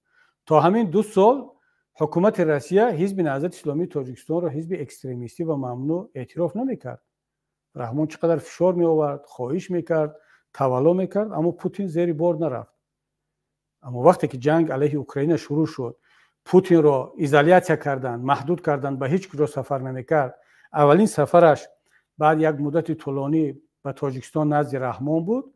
رحمان هم فرصت رو غنیمت دانست، گفت خیلی خوب، من با تو در رو باز میکنم، تو رو هیچ کس دعوت نکرده ایستاده است به یگان گوشه دنیا، خودت رنگ یک میبخشد مخوی سیاسی در ایزولیاسیون هستی. خب من دعوت کردم، از تو هم در عوضش یک خواهش دارم، حزب نهضت اسلامی تاجیکستان رو شما باید ممنوع اعلان کنید در روسیه. پوتین این کار را کرد. ما مکتوب نوشتیم، فهموندیم، فایده نکرد. وقتی که پوتین ما رو ممنوع اعلان کرد، در روی خط سازمان‌های ممنوعه داخل کرد، این اعلان جنگ علیه ما بود. یعنی هر کسی از ما بیرود در روسیه زندانی میشود دیگر. خب مگر من موقعم رو تغییر نکنم؟ من امام علی رحمان هستم که هر چی بالای سری ما بیاد، هر کسی بخواد علیه ما جنگ اعلان کند، ما باید خاموش بشینیم، ما موقع خود رو تغییر ندیم؟ نه برادر عزیز، موقع ما تغییر کرد با گفتی خود روسا پروپورشنال نه، زیرکال نه. اونها تغییر کردن. حتی ما حالا با اون حدی که روسیه با ما کرده ایستاده است، با مهاجرین ما کرده ایستاده است، با شهروندی تاجیک کرده ایستاده است. خب داملا نعیمجان را حبس کردن، سپاریدن، در زندان است، عضو ریاست عالی حزب نهضت اسلامی تاجیکستان. عزت امان اعضای حزب نبود ولی تاجیک بود، یک شهروندی مبارز بود. کرامت شریپوف، مقصود ابراهیموف، ده ها و شاید صدها تاجیک مبارز دیگر را. این کار حکومت روسیه کرده ایستاده است علیه تاجیکان. خب من چرا موقعم را تغییر ندهم؟ فقط برای آنکه روسیه ابرقدرت است؟ امریکا هم ابرقدرت است. ما امریکا را تنقید میکنیم برای کارها، برای جنایت‌هایی که در کشورهای دیگر کرده ایستاده است، کرده بود. خب فرانسه هم ابرقدرت است، آلمان هم ابرقدرت است. چرا همه را تنقید کنیم حالا که اینها در دیگر گوشه‌های دنیا جنایت‌ها صادر میکنن، کمبودیا میکنن، اما نسبت ما تاجیکان، نسبت نهضت اسلامی تاجیکستان، نسبت فعالان شهروندان تاجیکستان هیچ کار نکردند. شما در کجا دیدید که یک امریکایی، حکومت امریکا تاجیک را چنین کرد؟ بعضی‌ها میگن که تاجیکان نان روسیه را خورده ایستادن. مگر تاجیکان نان آمریکا را نخورده ایستادن؟ یا تاجیکان در آمریکا کار نمیکنن، در بریتانیا امروز کار کرده ایستادن. هزارها تاجیک نان آلمان خورده ایستاده است، نان فرانسه خورده ایستاده است، نان ترکیه خورده ایستاده است. خب چرا ما نان دیگر جاها قدر نداشته است، نمک نداشته است و فقط نان روسیه نمک داشته باشد؟ یا روسیه تاجیکا را به هیچ نان میتید؟ کاری که تاجیک در روسیه میکند با اون به حقوقی، به یگان کرامت و شرافت وجود ندارد. در تخانه ها معاشش را پرداخت نمیکنند، باز نیمی معاش را میدین، نیمشون نمیدین، پیش میکنن از کار. بعد بعضی ها میاد میگن که روسیه ما را خورنده ایستاده است. نه، مهاجر ما را خورنده ایستاده است. همون مهاجری که در روسیه کار میکند امروز مهاجر رفته ایستاده است، در کره جنوبی، در لندن، در انگلیس، در امریکا، در تمام دنیا کار کرده ایستاده است. خب وقتی که نسبت ما جنگ اعلان کردن، ما حداقل اگر مثل آنها جنگ هم اعلان نکنیم باید موقعمون دیگر شود. باید اون طرف درک کند که خب بس دیگر نه همه تاجیک مثل امام رحمان است. بنابراین همین برادر عزیز، ما مجبور بودیم که موقع خود را عوض کنیم، پشیمان هم نیستیم، بلکه اگر فشار بالای تاجیکا بیشتر شود موقع ما باز سخت‌تر خواهد شد. اما اگر من اتفاقا همین نقطه نظر، همین سوال هم از طرف بعض مقامات روسیه هم با ما کرده شد که چرا چنین موقع شما ما عوض شد. من گفتم توپ در میدان شما هست. شما مناسبت خود را نسبت تاجیکستان و تاجیکستانیان و نهضت و مهاجرین عوض کردید، ما هم عوض کردیم. شما عوض کنید، باز از نو برگردید با همون حالتی پیشینتون، ما هم برمیگردیم. ما یگان رابط نیستیم، یگان شخص شده نیستیم. این مسئله عقیدتی و دینی نیست که من تغییر نکنم، یگان آیت نآمده است که من تغییر نکنم. این مسئله صرف سیاسی است. ما از لحاظ با قاعده های بازی سیاسی باز تغییر خواهیم کرد، خیلی آشکار و شفاف. تشکر زیاد استاد. همینجا به تماشاگران گرامی مراجعت کردم، میگویم که لطفاً لایک های خود را بذارید و از تقریبا مرا 4000 نفر تماشا میکنن، اما همگی 154 نفر لایک موندند. لایک های خود را گذارید، چون این گذاشتن لایک شما به ما هیچ منفعتی ندارد، اما تنها مساعدت به آن میکند که این صحبت ما را نفران بیشتر بشنوند و از این بهره مند شوند. شوکت جان اجازت هست؟ شوکت جان من یک نکته را گپ زنم. شما میدونید که من هیچ وقت در یگان برآمدم، نه در کانال شخصی خودم، در کانالی که صحبت میکردم حالا هم میکنم، نه در کانال پیمان لایف، نه در کانال های دیگری که از مخالفین برآمد میکنم، هیچ وقت دعوت نکردم که لایک مونید، نمیدونم دونات کنید یا که پدلیت کنید. اینا رو هیچ وقت نگفتم. حتی از من چند بار خواهشم کردن، این کارو نکردم. ولی خود شما از من خواهش نکردید، شما نگفتید، من را خودم گفته ایستادم، خودم کرده ایستادم. که برادران عزیز، بعضی ها فکر میکنن که وقتی که شوکت جان میگه یا کس میگه که لایک مونید و اون رو با دیگران تقسیم کنید یا شیر پدلیت کنید، بعضی ها میگن که به خاطر درآمد پول است و فلان. همین شوکت جان و همین کانال پیمان لایف هیچ پولی از همین درآمد ندارن. همین به خاطر ملت تاجیک است. مثلا اگر همین حرفایی که من گفته ایستادم حالا 4000 تماشا کرده ایستاده است، اگر همین به فایده ملت باشد، شما بخواهید که همین را 4000 نه و 10000 بیند، 15000 بیند، همین را بعدا مثلا 200 300 هزار تماشا کند، همین الگوریتم یوتیوب همین است که با واسطه لایک های شما می شود، با واسطه پدلیت کردن شما می شود، دیگر یگان راه ندارد. وقتی که شوکت جان میگوید که این کار کنید، به خاطر خودتون است، به خاطر ملت تاجیک است، به خاطر مبارزه ما و شما است. اگر نخواهید، اگر بگید که نه خب این به ما فایده ندارد، شاید که من لایک میمونم یا اون کس درآمد پول بگیرد، البته این غلط است، خطا است، ولی این دیگر انتخاب شما است. من این را شوکت جان شما نگفتید، من این را برای اون گفته هستم که مبارزه ما به مرحله رسیده است که باید دیگر این حرفا گفته شود.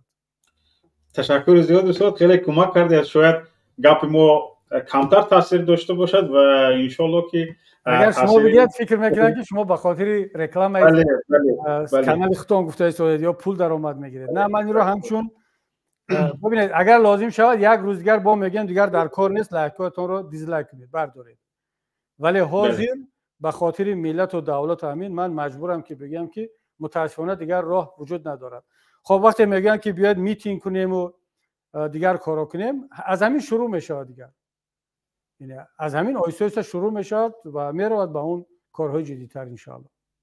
تشکر. سوال نوبتی این است استاد که گفتن شما در یک صحبتتون چند روز پیش گفتید که واقعا تاجیکان در این تراکت شرکت کردگی هستند اما تشکیل کننده این تراکت نبودند. آیا شما به این دلیل دارید؟ مگر ندیدید با لطکوب از آنها خود اقراری گرفته شده است؟ بسیار سوال خوب داده هستین برادر. بله من در یک صحبت هم نبفتم، در چند صحبت گفتم که من احتمال میدهم که تاجیکان ما متاسفانه در همین حادثه دست داشته باشن. همون طوری که من احتمال میدیم که دست دارن، احتمال میدیم که دست شاید نداشته باشن و خدا کند که دست نداشته باشن. چرا من احتمال میدیم که دست ندارن؟ برای آنکه دیگر به حکومت، به مقامات قدرتی روسیه باور نیست، به مقامات قدرتی تاجیکستان باور نیست، به رسانه‌های روسیه باور نیست، به آنکه یک نفر رو گوشش رو میبرند و بعد از او اعتراف میگیرند باور نیست. برای همین من احتمال میدیم که تاجیکان در این حادثه شاید دست نداشته باشند و ما باید منتظر تحقیقات های بسیار منصفانه از طرف سازمان ها، دایره های بی‌طرف باشیم. اما چرا من احتمال میدیم که تاجیکان هم دست داشته باشند؟ یعنی همین شرط نیست که همین 4 نفر، شاید به یک شکل دیگر. چون ما برادران عزیز باید اعتراف کنیم، تلخ است، باید اعتراف کنیم که وقتهای اخیر در چندین حادثه تروریستی تاجیکان دست داشتند و دارند. 2-3 حادثه تروریستی در ایران، 2-3 حادثه تروریستی در افغانستان، در ترکیه، در همین اروپا و ما خودمون در شبکه‌های اجتماعی میبینیم، میشنویم صحبت‌های بعضی افراد تاجیک را حتی از نام دین مبین اسلام که با نام شیخ و با نام نمیدانم استاد و عنوان و لقب‌های گوناگون دیگر معروف هستند، اینها دعوت میکنن، اینها همین گونه حادثه ها را باز سفید میکنن، طرفداری میکنن، تشویق میکنن و کوشش میکنن که جوانان تاجیک به همین راه بروند و دلیل هم دارن. خب چرا اون تاجیکی که در ایران دست داشت، در افغانستان دست داشت، در خود داخلی تاجیکستان دست داشت، در ترکیه و اروپا دست دارد، ما حداقل احتمال ندیم که در روسیه هم میتونه دست داشته باشه؟ ما چرا این سوال را این خیلی نگذاریم؟ بنابر همین ما حق نداریم بگیم 100% که دست دارد و حق نداریم 100% بگیم که دست ندارد. همه احتمال ها وجود دارند.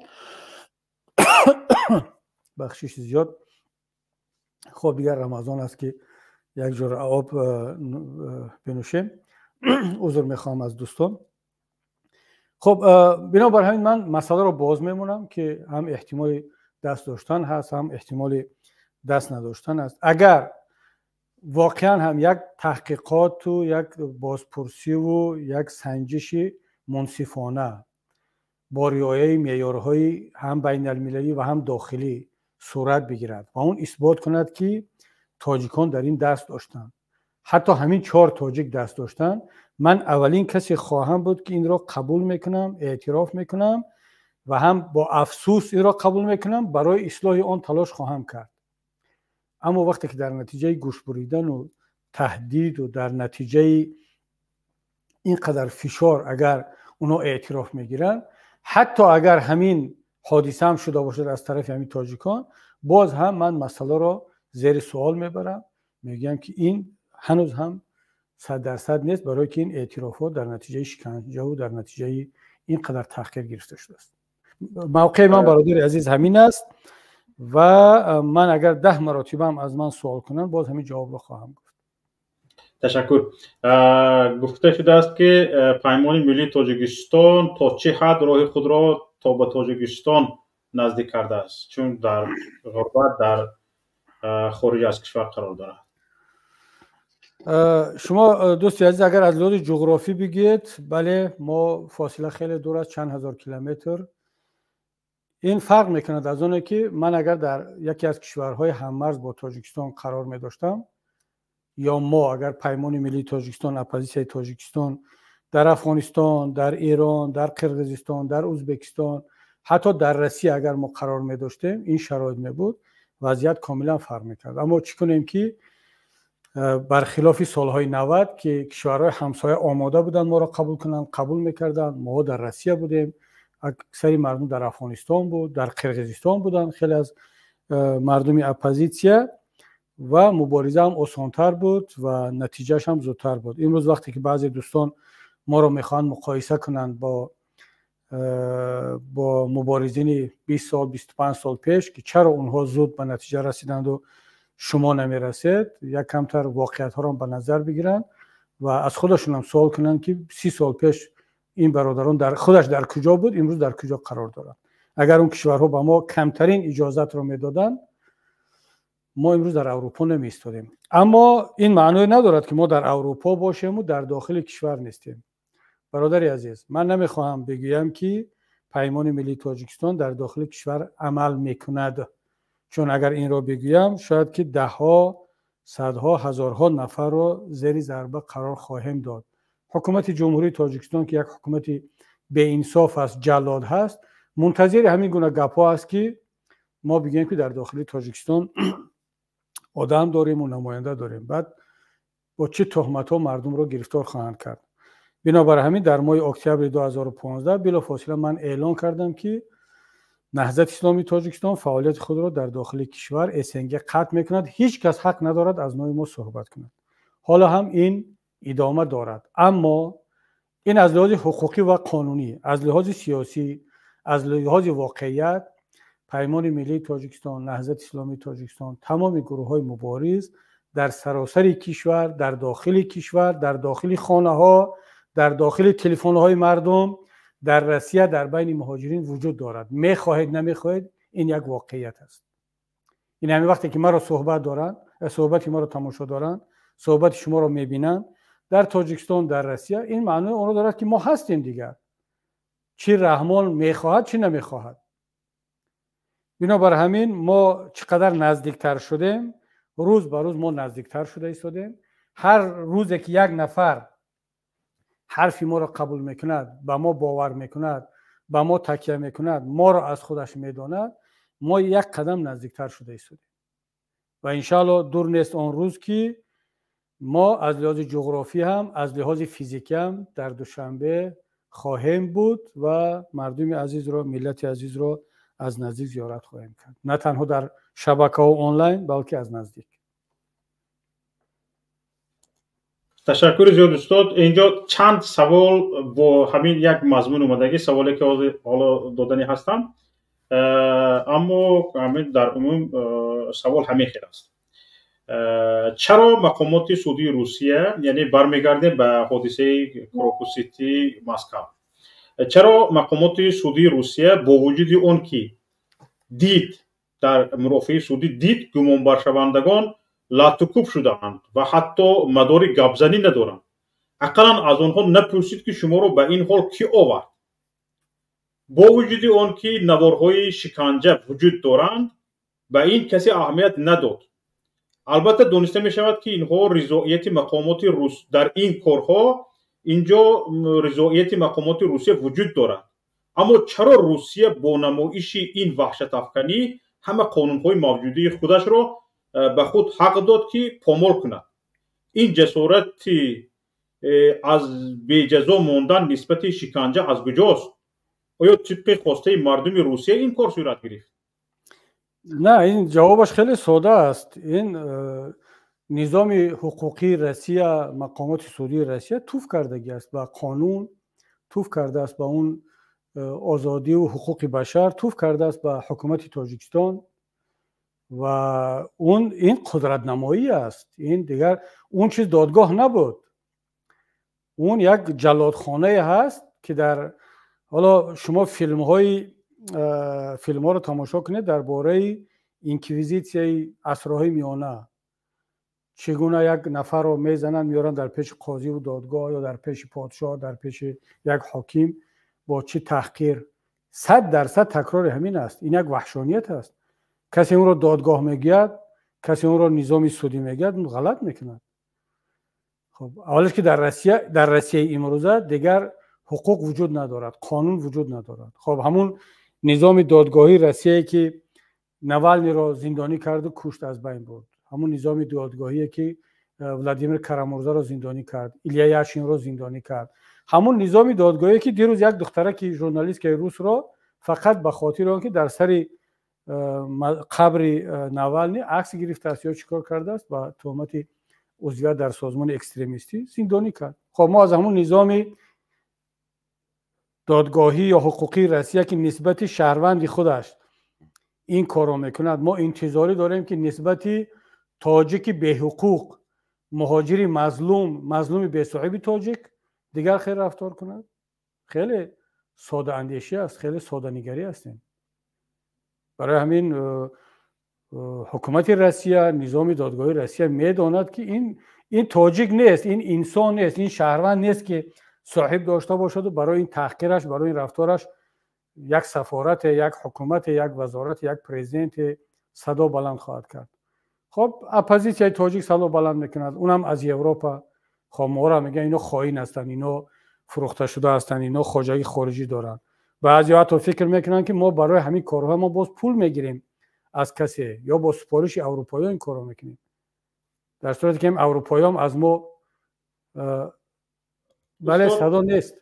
استاد سوال نوبتی رو بدیم، چون عیناً گویا اینکه شما ورق ما رو خوانده ایستاده.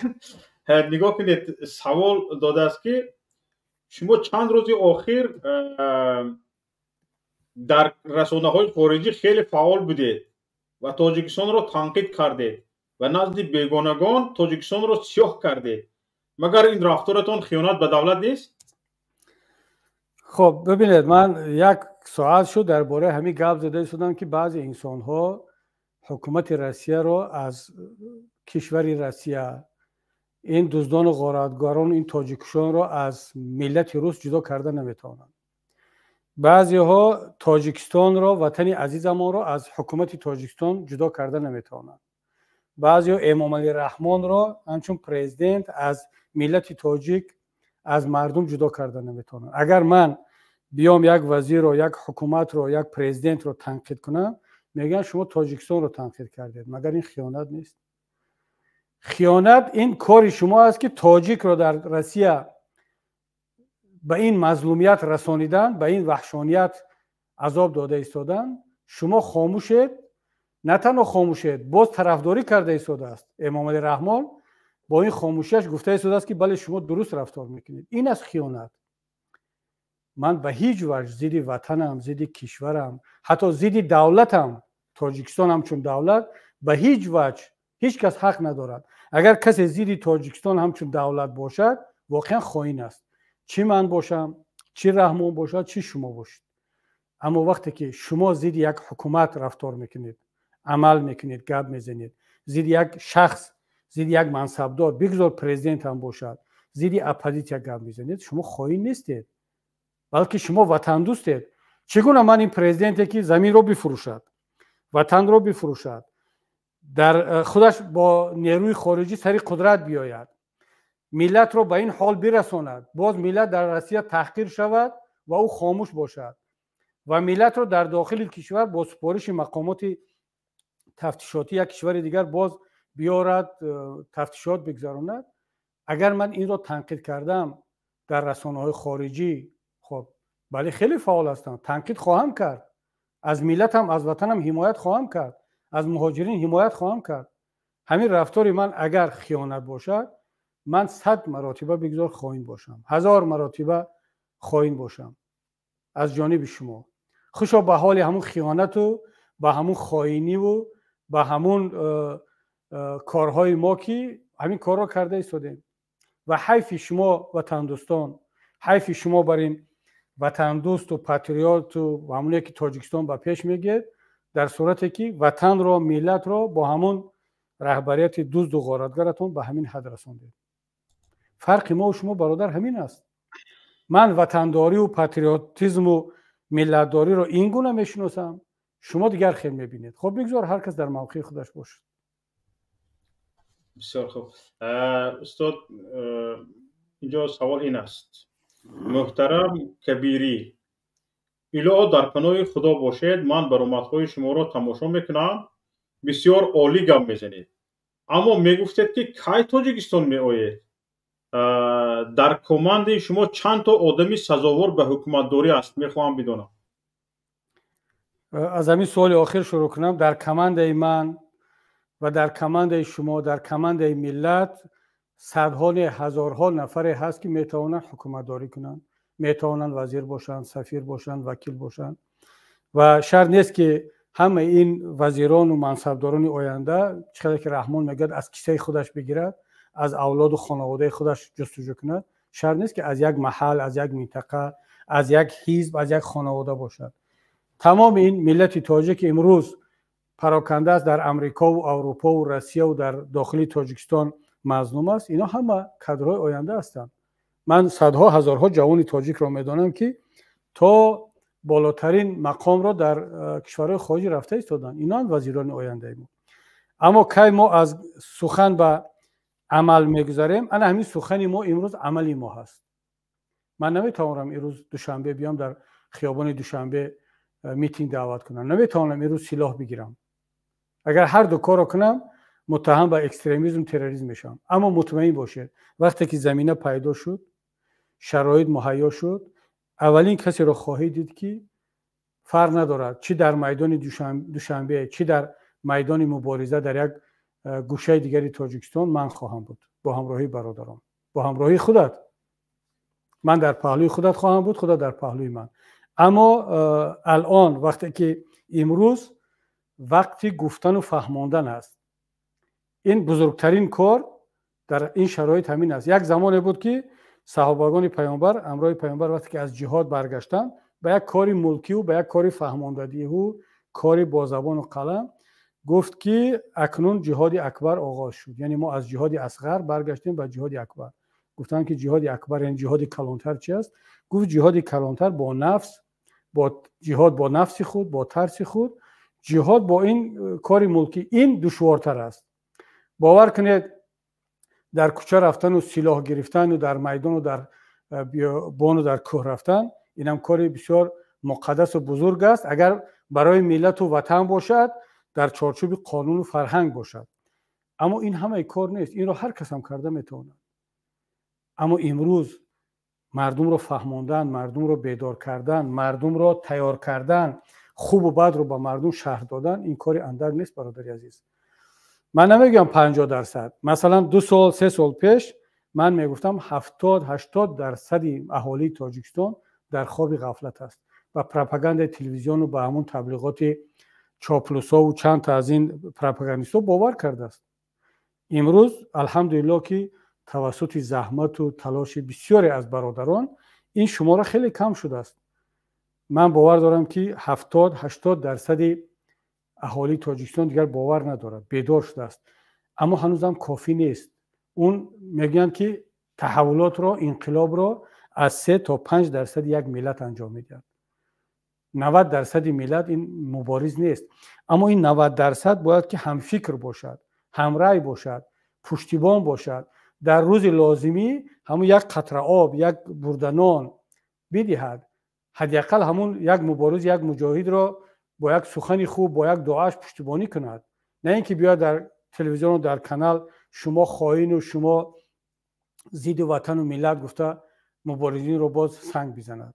وقتی که ما دیدیم که نه، ملت آماده شد، همون 3 تا 5% جان بر کف هست با وجود میاد، شکل میگیرد و اون وقت دیگر شما میبینید که ما دیگر از سخن به عمل خواهیم گذشت. خود ملت از سخن به عمل میگذرد. الان یک مدت کوتاه دیگر ما باید تمام زحمت و تلاششان رو برای فهمانده دادن، برای بیدار کردن ملت تاجیک روان کنیم. اون مهاجر و اون مظلوم رو باید فهماند که اصل مشکلی در کجا است. اصل مشکلی در اون میلیتانر روسیه نیست که کار در دستش گوش تاجیک رو میبرد. اون یک نشانه از این مشکلی است. ریشه مشکلی در داخل تاجیکستان است. ریشه مشکلی در قصر ملت است. این رو باید ملت تاجیک بفهمد. وظیفه ما هم همین است. اونه که من در این شب و روزا ده ها نمیدونم حالا شماره‌اش چقدر شد، روزی نیست که 3-4 مصاحبه ندیهم. به خاطر چی است؟ به خاطر آنکه جهان بداند که ملت تاجیک در چه مظلومیت قرار دارد. الکی دنیا فهمیده ایستاده است.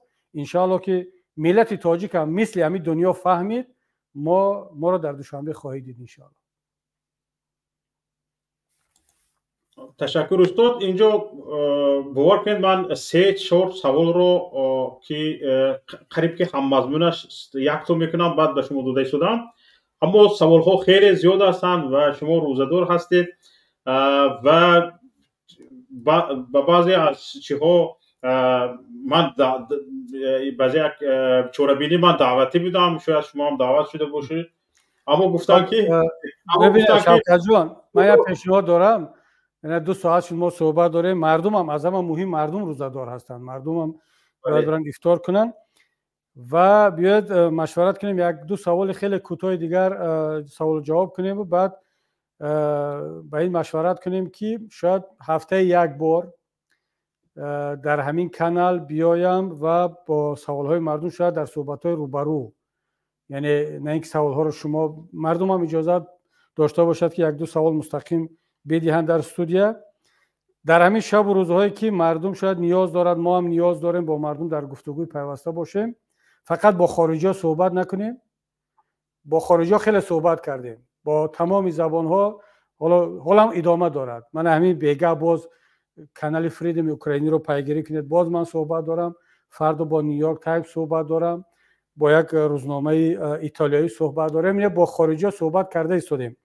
وقتی اون رسیده است که با ملت تاجیک هم صحبت کنیم. ملت رو فراموش نکنیم. ملت هم نیاز دارد. هفته 1 بار وعده میدیم که این صحبت‌ها برگزار شوند، ولی الان دیگر مردم برن افطار کنن. ما هم 1-2 سوال دیگر رو جواب بدیم و به همین خاتمه دیم. حالا به من اجازه دادن که اگر توانم استاد رو گپ زنان کرده توانم که تا 10-15 دقیقه دیگه به سوال‌ها جواب دهم، به من اجازه است. خیلی خوب. در چوربینی نباشم. اگر اینجا خیلی سوال زیاد است، میبینم استاد بسیار سوال‌ها بکر هستند، یعنی سوال‌های خیلی ابشوسته و چی نیستند. حالا ببینید استاد اینجا گفته است که تکیه به گفته امام علی رحمانوف که در واخوری با امام خطیبان گفته است در 3 سال اخیر تاجیکان در 10 کشورهای خارجی به عمل مرگبار تروریستی دست دادند. اما چرا حادثه اخیر این گونه تبلیغ و تشویق شد و دیگر حادثه هایی که تاجیکان دست داشتند مثلا در افغانستان، ایران، ترکیه چنین هنگامه نشد؟ حتی خود شما نیز در آن حادثه های گذشته کم سخنرانی کرده، اما در حادثه مسکو خیلی فعالید. جواب من این است که چون در اون حادثه تاجیک در نتیجه اون حادثه تروریستی به این حد زیر ظلم و شکنجه نبود. یعنی در افغانستان 3 حادثه تروریستی رو تاجیکان انجام دادن. طالبان با تاجیکان چیکار کردن؟ یعنی چند تاجیک رو بردن و این شکل گوش بریدند و زدند؟ نه، چیکاری نکردن. در ایران، در ترکیه، در اروپا این حادثه وقتی که در روسیه شد، این موج نفرت و بدبینی نسبت تاجیک، ظلم و شکنجه نسبت تاجیک در روسیه شد.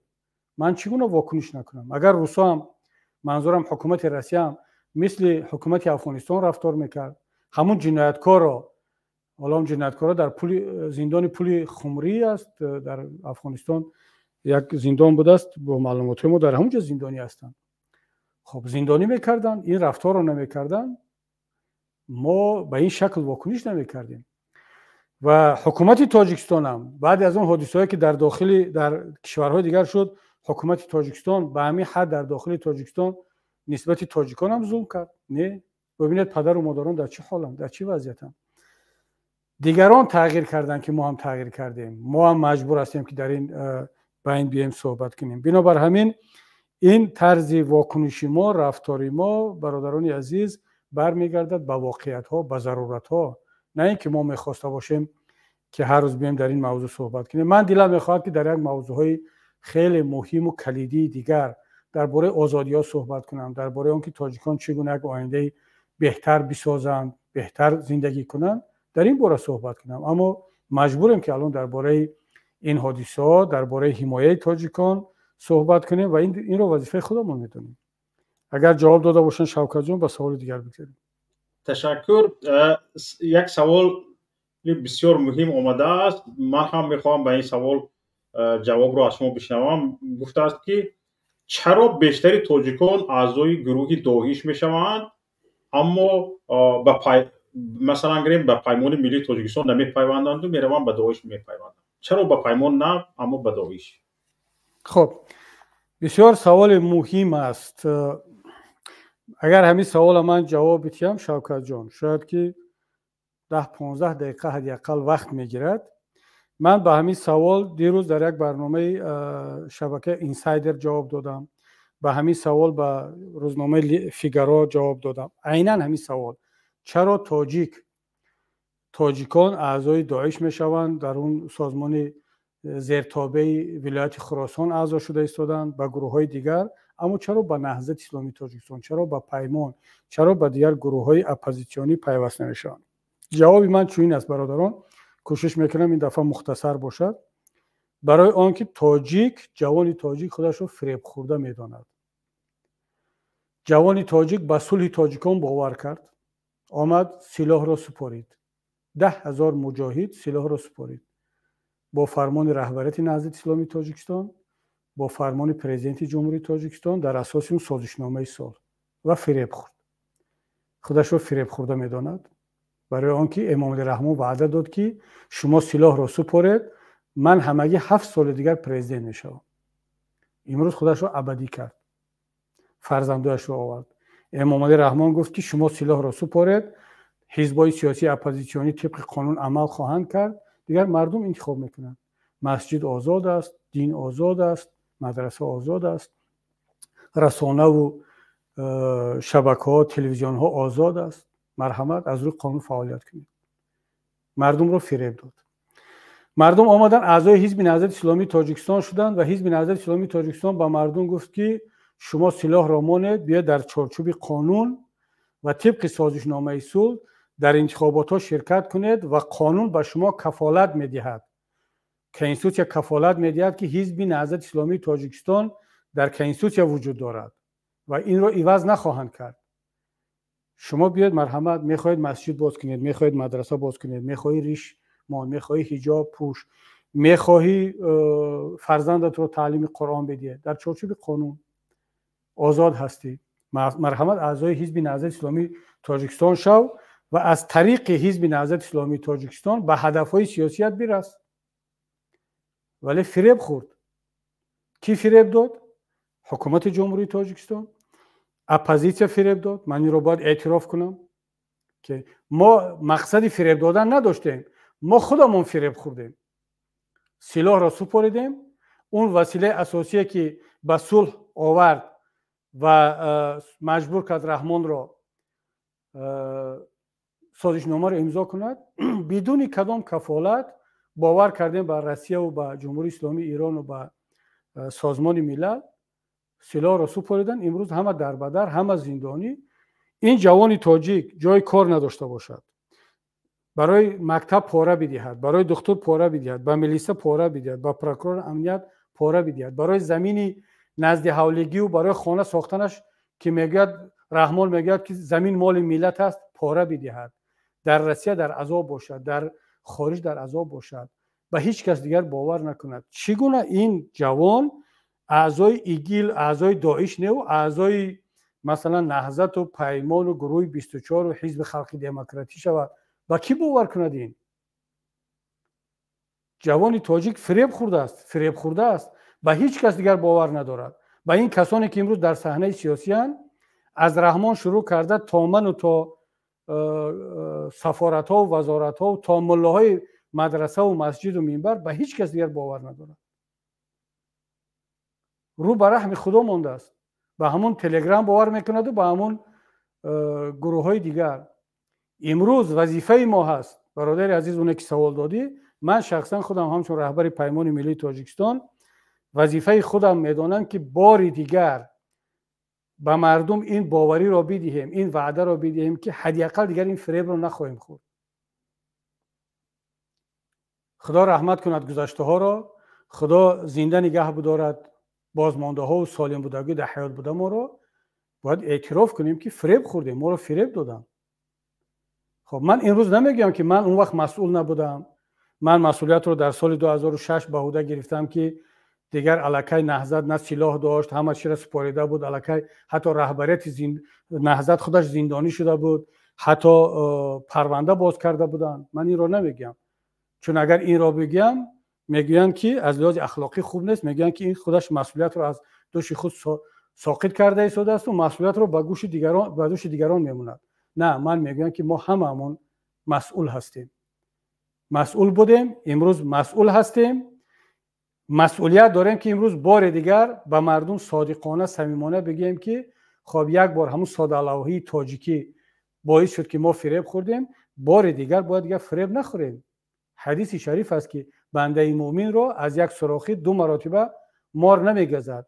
اجازه ندیم که این مار بار دیگر ملت را بگزد. این دفعه باید هوشیار بود.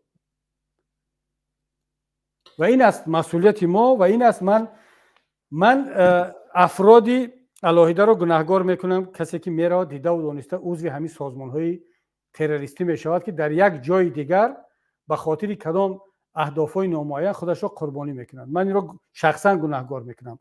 اما ما این هزارها جوان تاجیک فریب خورده را، ملت تاجیک را که فریب خورد، من گناهکار نمیکنم.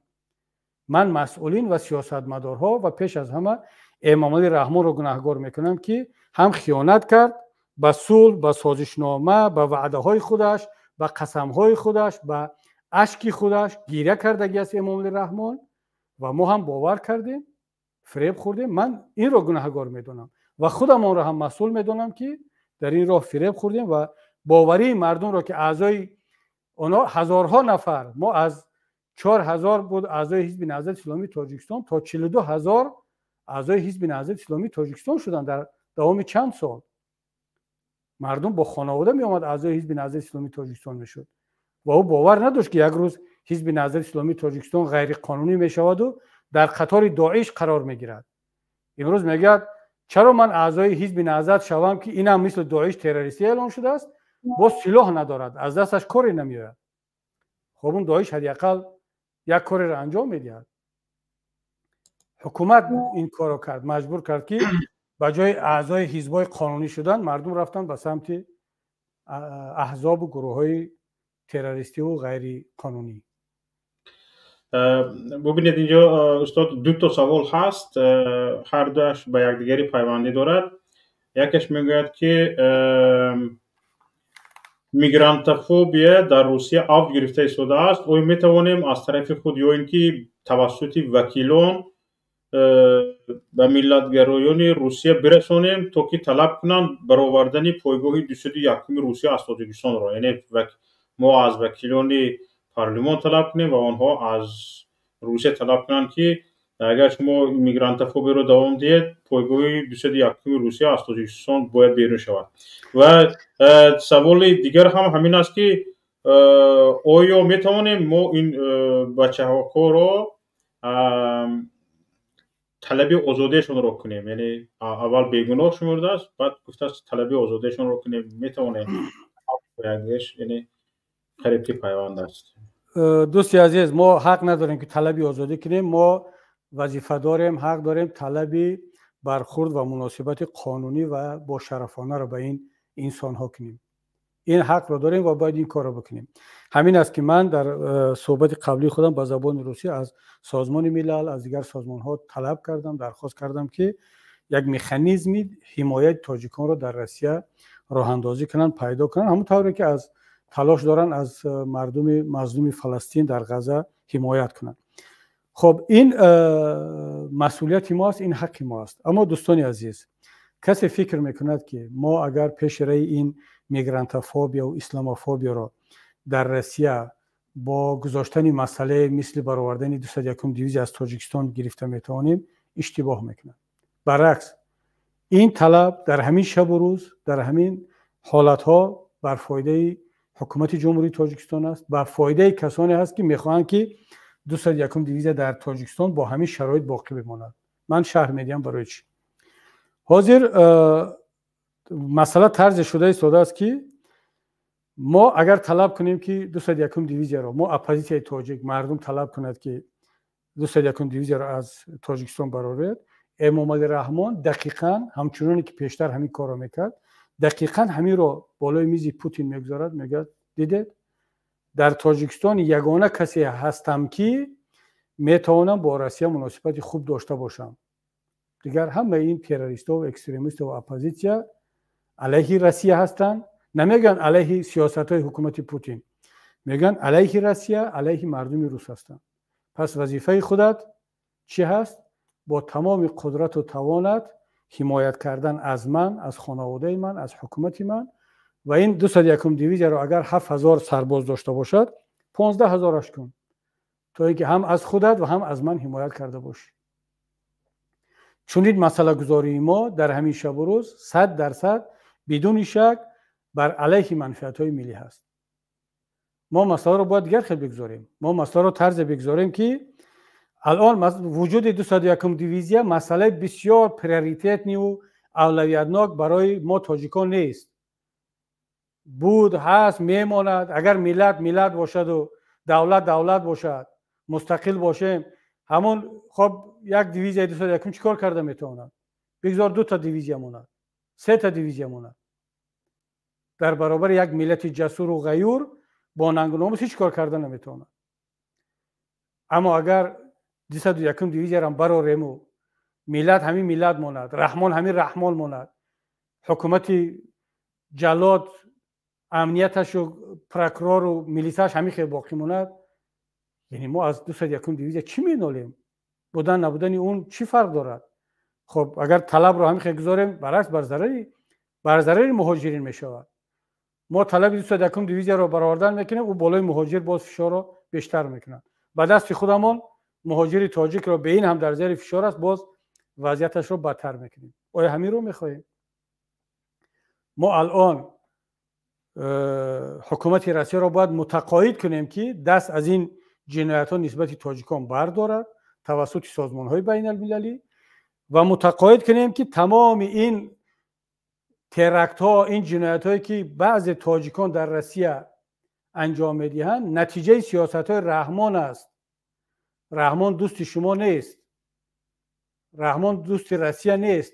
رحمان اگر سیاستی درست می داشت این 2 میلیون تاجیک در روسیه مهاجر نمی بود و تا هم دنبال کافتکای تاجیکا در پدول و در وگزل و در همه جا نمی گشتی، با کار خودت مشغول می شدی. این 2 میلیون تاجیک اگر در تاجیکستان جای کار می داشت، در وطن خودش در نزد زن و بچه خودش می شد، نه تروریست می شد، نه روسیه می آمد، نه با میلیسای تو رو برو می شد، نه جای را می ترکاند اگر ترکانده باشدم. پس ما باید روسیه را متقاعد کنیم که مشکلی در رحمان است، در ملت تاجیک نیست. تو از رحمان حمایت نکن. ولی بعضی‌ها پیشنهاد میکنن که 201 دیویزی رو طلب کنیم براریم. دقیقاً در آسیاب رحمان و در آسیاب همون شاوینیستا و در آسیاب ملتگراهای روس آب میریزیم که باز یک دیویزی دیگر فرستن. و ما باید روسیه را متقاعد کنیم که همین 201 دیویزی تو نباشدن، ما مرز تاجیکستان رو، امنیت تاجیکستان رو، منطقه رو همون قدر جانانه حمایت خواهیم کرد که اصلا ضرورت نمیموند که سربازی تو در تاجیکستان باشه. بله. ما باید رفتار کنیم، نه اینکه مسئله دویم درجه رو برداریم. الان یک سوال دیگر همین است که استاد آیا وقت آن نرسیده است که کشورهای آسیای مرکزی مثل کشورهای اروپا متحد شوند؟ وقت گذشته است الکی، نه اینکه وقت رسیده است. وقت الکی گذشت. کشورهای آسیای مرکزی هیچ وقت بین یکدیگر در طول تاریخ جنگ نکردند. شما یگان وقت دیدید که در طول تاریخ بین تاجیک و ازبک، بین ازبک و قزاق و همچون ملت ها جنگ شده باشد یا همچون دولت ها. فرانسه و آلمان 100 سال جنگیدند. انگلیا با فرانسه 100 سالها جنگید. ریم، ایتالیا با دیگر کشورهای اروپایی. امروز اینا اتحاد اروپا تشکیل کردند. هیچ وقت اینا در یگان دولت متحد نبودند. ما هممون در امارات بخارا بودیم، یک دولتی 100% تاجیکی. رهبرش منقید بود، بگذار منقید باشد. امپرای روسیه را هم خاندان سلاله آلمانی های اداره میکردن. یکاترینا آلمانی تبار است. ایران را 100 سالها قاجار ترک زبان ها مدیریت میکردن، سلجوقی ها و قاجاری ها. و امروز هم رهبر ایران از قوم های ترک زبان ایران هست. خب بعد چی؟ ترکیه را گرجی تبار، اردوغان گرجی تبار است اصلش. اگر منقیطیات امارات بخارا را اداره میکردن، مدیریت میکردن، زبانش تاجیکی بود، فرهنگش تاجیکی بود، دینش، تمام امورش تاجیکی بود. خب تاجیکان دولت تاجیکی بودن. این 4 پنترکیست و 4 بلشویکی که زدن دولت تاجیکا را تیتو پار کردن، ازبک رو با تاجیک دشمن کردن، تاجیک رو با قرقیز، قرقیز رو با قزاق. اینا همه این جنگ ها و این زیادت ها برای چند تا تریتوری مایده که در نتیجه پاشخوری یک دولت ابرقدرت بود امارات بخارا. شما خریطه را نگاه کنید از لحاظ جغرافی، مرزهای امارات بخارا تا اویغورستان چین بود. خب ولی چی ماند از اون؟ بنابر همین من فکر میکنم که این وقت گذشته است الکی، اما مثل اتحاد اروپا یک منطقه آزاد ساختن، رفت و آمد، تجارت آزاد باشد، در شرایطی باشد که این دولت‌های دموکراتی باشند. شما نمیتونید در دولت‌های دیکتاتوری یک اتحاد مثل اتحاد اروپا بسازید. اتحاد اروپا هم بعد از آن اتحاد اروپا شد که در تمام اروپا حکومت‌های دموکراتی اومدن، چون منفعت ملت و مردم رو اونا دیگر میبینن. امام رحمان میخواد همچون یک کنیز، همچون یک خان در همونجا باقی بماند، چون نمیخواد که مثلا مردم تاجیک آزادانه سفر کند، برود بیاید جاهای دیگر، یا همین خیلی پرزیدنت های دیگر کشورها اینا میخوان خان باشن، کنیز باشن، امیر باشن، اما در یک دولت های خود. اما اینکه یک منطقه آزاد باشد، آزاد از دیکتاتور، آزاد از کروپسیا، آزاد از سنزور، تجارت آزاد، رفت آمد آزاد، دانشگاه ها آزاد، مرحمت میخواهی در یک آلمانی میخواد در فرانسه کار کند، تجارت کند، یا در نمیدونم استرالیا، در هر کجای آزاد است دیگر. اما تاجیک نمیتواند، ازبک نمیتواند، قزاق نمیتواند. برای چی؟ مگر ملت ها نمیخواهند؟ ملت ها این را میخواهند. 5 کس نمیخواهد، 5 پرزیدنت. همین چرا؟ برای که اینها از رأی مردمشون وابسته نیستند. اینا هیچ وقت منفعت‌های خود را پایین‌تر از منفعت‌های ملت و مردمشون نمی‌بینن.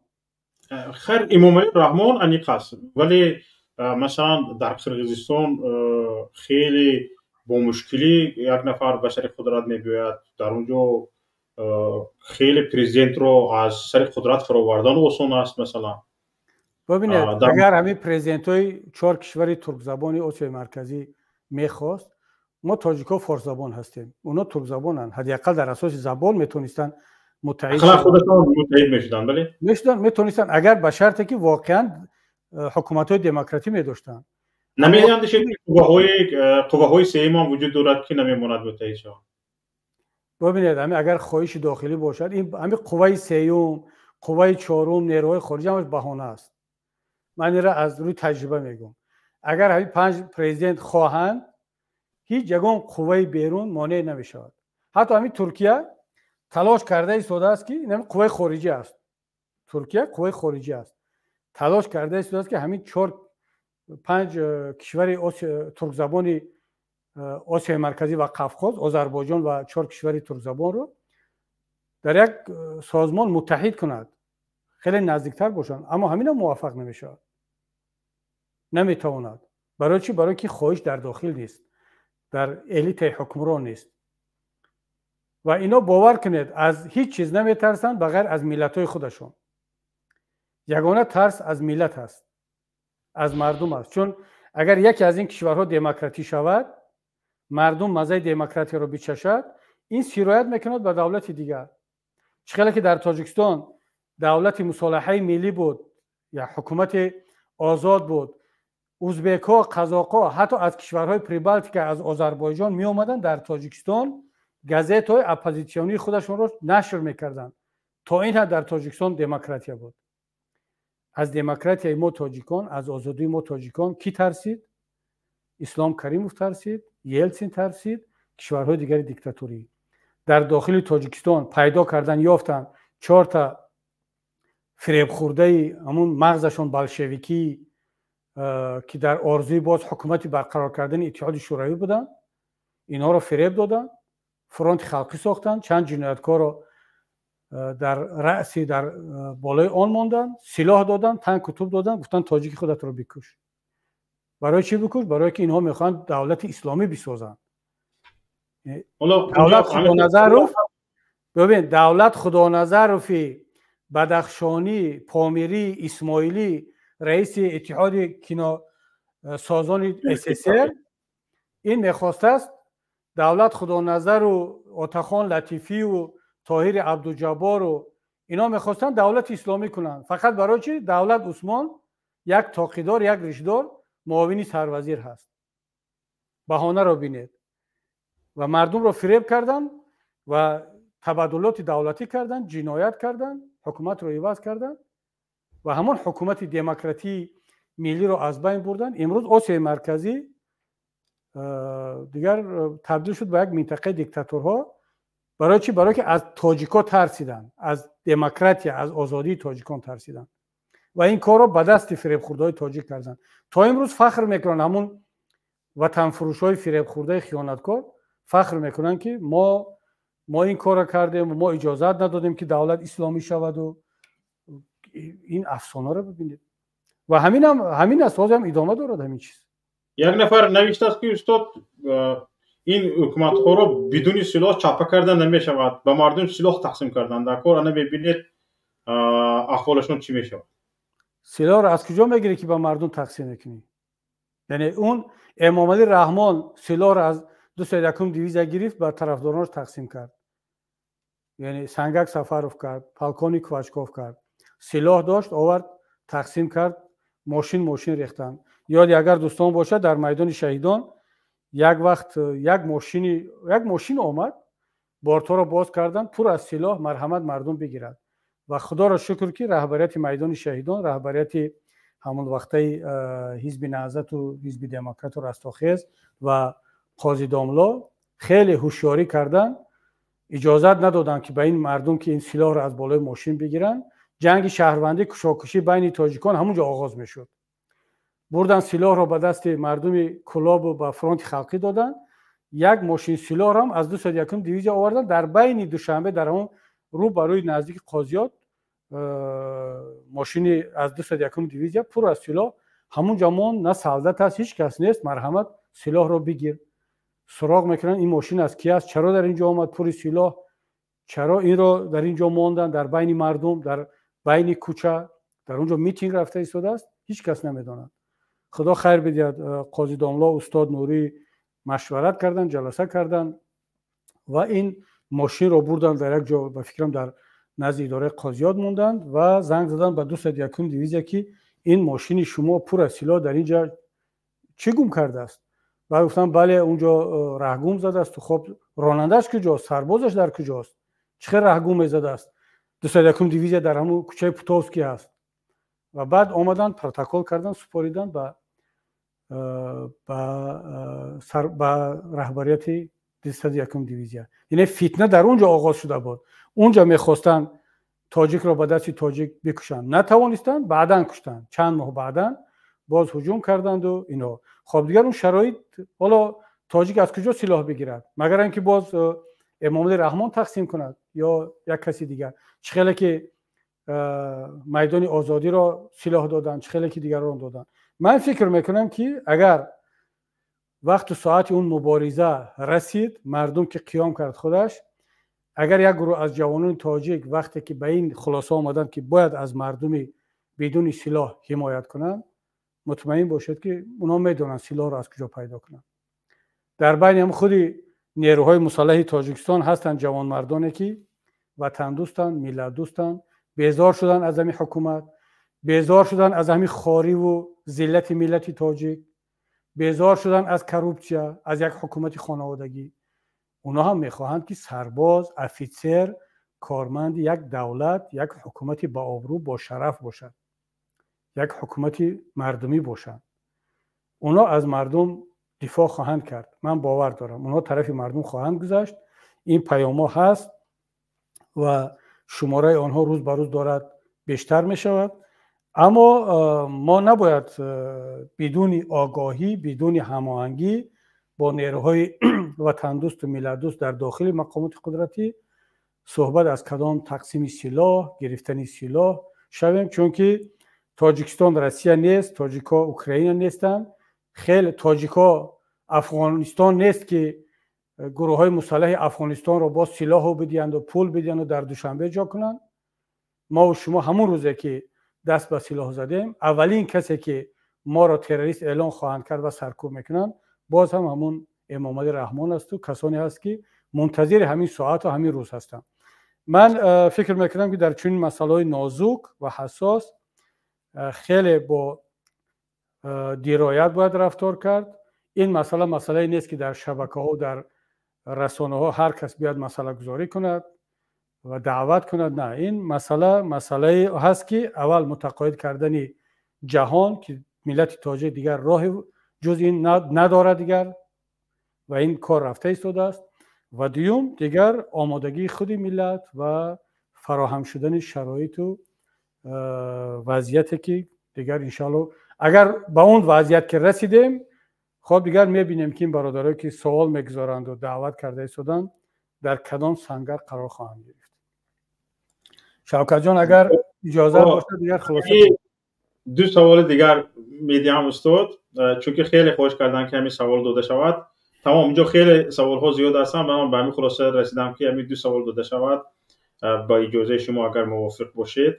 میدونید که من کوتاه جواب داده نمیتونم، یعنی این ولی تلاش میکنم. بفرمایید. خب تشکر زیاد استاد. حالا ببینید استاد، سوال به همین مضمون است که چرا کشورهای جهان، ابرقدرت‌ها، تلاش کنندگان جامعه دموکراتی امروز با کیرودارهای کشورهای دیکتاتوری خاموش هستند و حتی جانبدار هستند و در بعضی از مسئله ها حتی جانبداری هم میکنن، مبلغ گذاری هم میکنن و مبلغ گذاری های خودشون رو قطع نمیکنن. اینجا سوال داده است که نمیشود که به کشورهای اروپایی پیشنهاد کرده شود که حساب های بانکی امامعلی رحمان رو بندن. این پیشنهاد ها چندین سال باز شده ایستاده است، اما میبینیم که کشورها رو خیلی از دیکتاتورها چی میکنن؟ جانبداری هم میکنن، اگرچه آشکارا نباشد هم از عملشون دانسته میشود که اینقدر ضد هم نیستن به دیکتاتورها. خیلی کوتاه، یکمی که در سراسر جهان دموکراتیا رو به عقب نشینی هست. کشورهای دیکتاتوری در همین 3-4 سال گذشته یک نفس تازه کشیدن بعد از آن که ترامپ به سر قدرت آمد در امریکا، به اونها یک شانس داد و من فکر میکنم که همین جرأت و جسارتی که کشورهای دیکتاتوری پیدا کردن که هم ملت‌های خود رو سرکوب کنن، هم حتی با ملت‌ها و کشورهای همسایه هجوم کنن، مثل که در اوکراین دیده ایستادیم، و تهدید به تاجیکستان، تهدید به ارمنستان، تهدید به گرجستان و در سراسر دنیا آزادی بشر، حقوق بشر، دموکراسی عقب نشینی کرده ایستاده است و کشورهای دیکتاتوری دور هم جمع شده ایستادن و این هم زیر شعار چند قطبی ساختن عالم دنیا، یعنی از نظام یک قطبی که در آن امریکا و غرب هیمنت و سلطه داشته باشد، حاکمیت داشته باشد، گذاشتن به یک نظام بسیار قطبی که دیگر در اونجا یک کشور یا یک گروه کشورها حرف اول رو نزنن، بلکه قدرت جهانی، تصمیم گیری جهانی در قطب‌ها، در منطقه‌ها تقسیم شود. مثلا یک قطب سیاسی شکل بگیرد با رهبری چین و روسیه، یکیش امریکا و اروپا، شاید یک کشورهای افریقایی، آمریکای لاتینی و چند قطب دیگر جدا شوند، تا اینکه دیگر مثلا وقتی که در یک کشور یک وضعیت رخ می‌دهد، حقوق بشر پامال می‌شود، قانون‌های ضد بشری قبول می‌شود، مردم سرکوب می‌شود، یگان سازمان جهانی یا یگان کشورهای دیگر حق نداشته باشند به مسئله گذاری کنند، دخالت کنند. و خب این کشورها میگن که این دیگر فرهنگ ملی ما همین است. مثلا میگن شما چیکار دارید کشورهای غربی با فرهنگ خودتون، با دعواهای خودتون دخالت میکنید به کارهای ما. مثلا مردم چین فرهنگش همین است که همین خیلی زندگی کنند. تاجیک ظلم پرست است. برای مثال همین خیلی بعضی ها میگن در ما در طول اصلها میگن این پادشاه بود و ظلم بود و چخلک رحمان هم دیگه خلاصگیری کرده شده است که تاجیک آزادی را نمیفهمد، باید فقط ظلم کرد و پوتین هم همین را قبول کرده است و عملی کرده شده است. اینا دیگه نمیخواهند هیچ کس اینها را به دادگاه بین المللی بکشد و مثلا طلب سازمان های بین المللی کشورهای غربی را دخالت به کارهای داخلی کشورهای دیگر میدونند و طلب کرده شدند که هیچ کس دیگر دخالت نکند. حق ندارد امریکا یا اروپا به دیگر ملت ها درس دموکراسی بیاموزاند وقتی خودش در عراق و در افغانستان جنایت کرده است. چگونه این حق دارد که درس دموکراسی بیاموزاند؟ خودت در کشور خودت باش، مشغول شد، تمام. اما این کشورهای دیگر که میگن که امریکا یا اروپا با کارهای داخلی ما دخالت میکند، با این توصیه و با این طریق سازمان ها و با فشار قانونی آوردن، خودشان بدون کدام احساس خجالت، بدون کدام ناراحتی به یک کشور دیگر ارمی روان میکنند. مثلا با اوکراین هجوم میکند و این را دخالت حساب نمیکند، این را دناتسیفیکاسیون نامیموند، این را نجات دادن یک مردم از نمیدونم از فاشیستا. خیلی که اتحاد شوروی ارمیش رو به افغانستان در آورد و این مصیبت 40 ساله را بالای افغانستان وار کرد که تا امروز افغانستان از این مصیبت خلاص نمی شود. به افغانستان ارمی سرکوی ارمی اتحاد شوروی را داخل کرد. پرزیدنت افغانستان حفیظ الله امین که او هم کمونیست بود، او را کشت. یک نفر دیگر رو ببرک کرمل بود، نور محمد ترکی بود، یک کسی دیگر رو اون وقت سر قدرت آورد و این را دخالت حساب نمی کنند. توصیه دخالت حساب می شود، نمیدونم سازمان بین المللی طلب کنند دخالت حساب می شود. فرستادن ارمیه، یک حکومت رو عوض کردن، حکومت تاجیکستان رو عوض کردن سال 90 با ارمیه، این دخالت حساب می شود. از نظام دو قطبی و بسیار قطبی همین رو می خواهند. من 100% طرفدار آن نیستم که یک قطبی باشد که همه زیر سلطه امریکا باشند. نه، همه باید زیر سلطه قانونی بین المللی باشند. سازمان ملل متحد آیین‌نامه دارد. بالاخره امریکا هم، روسیه هم، تاجیکستان هم باید از یک قانون بین المللی اطاعت کند. دنیا به صاحب نباشد. اما اون باید زیر اطاعت امریکا نباشد، زیر اطاعت اروپا نباشد، زیر اطاعت خطای و اون 5 کشور عضو دائمی سازمان ملل نباشد، عضو دائمی شورای امنیت سازمان ملل. من طرفدار این هستم. اما این بسیار قطبی که میگویند بسیار قطبی باشد که یک قسمی از دنیا زیر سلطه دیکتاتورها باشد که هیچ کسی اینا را حق نداشته باشد پیشکی آنها را پیش بگیرد و اگر کسی از اینا طلب کند که مردم خودت رو احترام کن، این دخالت به امور داخلی بداند، من طرفدار اینم نیستم. همین است نظری من برادر. تشکر. اینجا سوال آخران همین است. شما چند وقت اخیر استاد به مردم پیشنهاد کرده شدید که از روسیه به تاجیکستان برگردند و در تاجیکستان میدونید احوال چی است، یعنی روز مردم چگونه میگذرد و در تاجیکستان جبر است، ظلم است، شکنجه است، ضد مسلمان ها فشار خیلی سخت است، ضد دینداران و یک قسم از علمای اسلام میگن که هجرت از تاجیکستان فرض شدگی است مثلا و شما مردم به تاجیکستان برگشتن دعوت میکنید. یعنی گفتی کدامی از شما اجرا شود؟ ببینید یک زمانی هست که هجرت از تاجیکستان واجب می شود، یک زمانی می شود که هجرت امر مستحب می شود، یک زمانی می شود که برای یک گروه هجرت به تاجیکستان، برگشتن به تاجیکستان واجب می شود. برای کسی که در روسیه است، تحت این فشار و تحقیر هست، در روی خط یگان روی خط جستجوی جنایتی از طرف حکومت تاجیکستان نیست، از آنه که این تحقیر و فشار در ملک بیگانه تحمل میکند، به وطن برگردد، در وطن جای کار پیدا کند، زندگی بهتر داشته باشد در نزد پدر و مادرش، این براش واجب است، این دیگر براش حتمی است. خب کسانی که میگن که برای آزادی های دینی ما هجرت کردیم، آزادی دینی گفته چه در نظر دارید شما؟ بله، اگر شما یک جای رو پیدا کرده که واقعا مثلا در تاجیکستان دیگر مسلمان بودن ممنوع هست، تو حق داری که برای ایمانت به یک جای سفر کنی.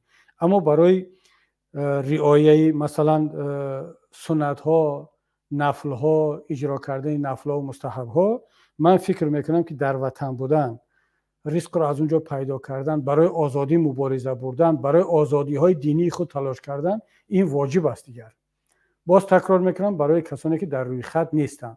من میترسم که همین امام علی رحمان بر روزهای نزدیک برای آن که مهاجرین نگردن به وطن، اکثریت اهالی تاجیکستان در خارج را به این آن روی خط شامل خواهد کرد، تا اینکه یک تاجیک وقتی که در یک حالت دشوار میموند که به وطن برگردد یا نه، او مجبور میشود که دیگر در خارج بماند. اگر در روسیه نمیتواند، باز یگان کشور دیگر رو جستجو کند، ولی به وطن برنگرده. برای چی؟ برای آنکه در وطن در روی خط است. ما اگر به تاجیکستان برگردیم برادران عزیز، در این شب روز چرا من پافشاری میکنم و این نو نیست، من تقریبا 1 سال 2 سال میشود که در صحبتایم شروع کردم با آنکه برگردید دیگر به وطن کسانی که در روی خط ها نیستید. چرا؟ بله امروز در تاجیکستان جای کار نیست، ولی فردا پیدا میشود. من میگم برای چی جای کار پیدا میشود برای شما. پولی که در بیوجت هست و باید اون صرفی پیدا کردن جای کار شود، صرفی ساختن زواد و کارخانه و نمیدونم انشاءات‌های دیگر شود که در اونجا جای کار پیدا شود برای تاجیک. امروز اون صرفی ساختن قصر و بزم و تنتنه و جشن و رقص و بازی رحمان شده است. رحمان وقتی میبیند که این پول رو کجا صرف کنم، پول بودجت هست، میگه یک قصر دیگر برای من بسازید. جشن نوروز، شما میدونید که برای یک لباس یک دختری تاجیکی برای 1 روز فقط در نزد رحمانوف میرقصد، فقط برای لباسش $100 از بیوجت جدا میشود. چند دختر در جشنها میرقصند نزد رحمانوف؟ خب کمش 1000 نفر، شاید کمش 1000 نفر، شاید که بیشتر باشد. خب چند صد هزار، چند میلیون دلار فقط برای لباس و فقط برای یک جشن صرف می شود. جشن نوروز داریم، جشن استقلالیت داریم، روز کنستیتوسیا داریم، روز وحدت ملی که از وحدت هیچی نمانده است، از صلح، ولی رحمان جشنش رو دارد. خب 4-5 جشن میلیون ها دلار خرج مارشیروفکا و لباس و کنسرت و قصر و نوشابه رحمانوف می شود. این پول میتواند برای تولید جای کار صرف شود وقتی که رحمانوف مجبور شود، وقتی که رحمانوف تحت فشار شما قرار بگیرد. ولی وقتی که تا روزی که شما در خارج میمونید، جای کار خودتون پیدا میکنید، پول رو به بانک رحمان میفرستید، رحمان این پول شما رو میچرخاند و باز برای خرید لباس و معیشت خودش صرف میکند، این پول برای جای کار شما صرف نمیشود.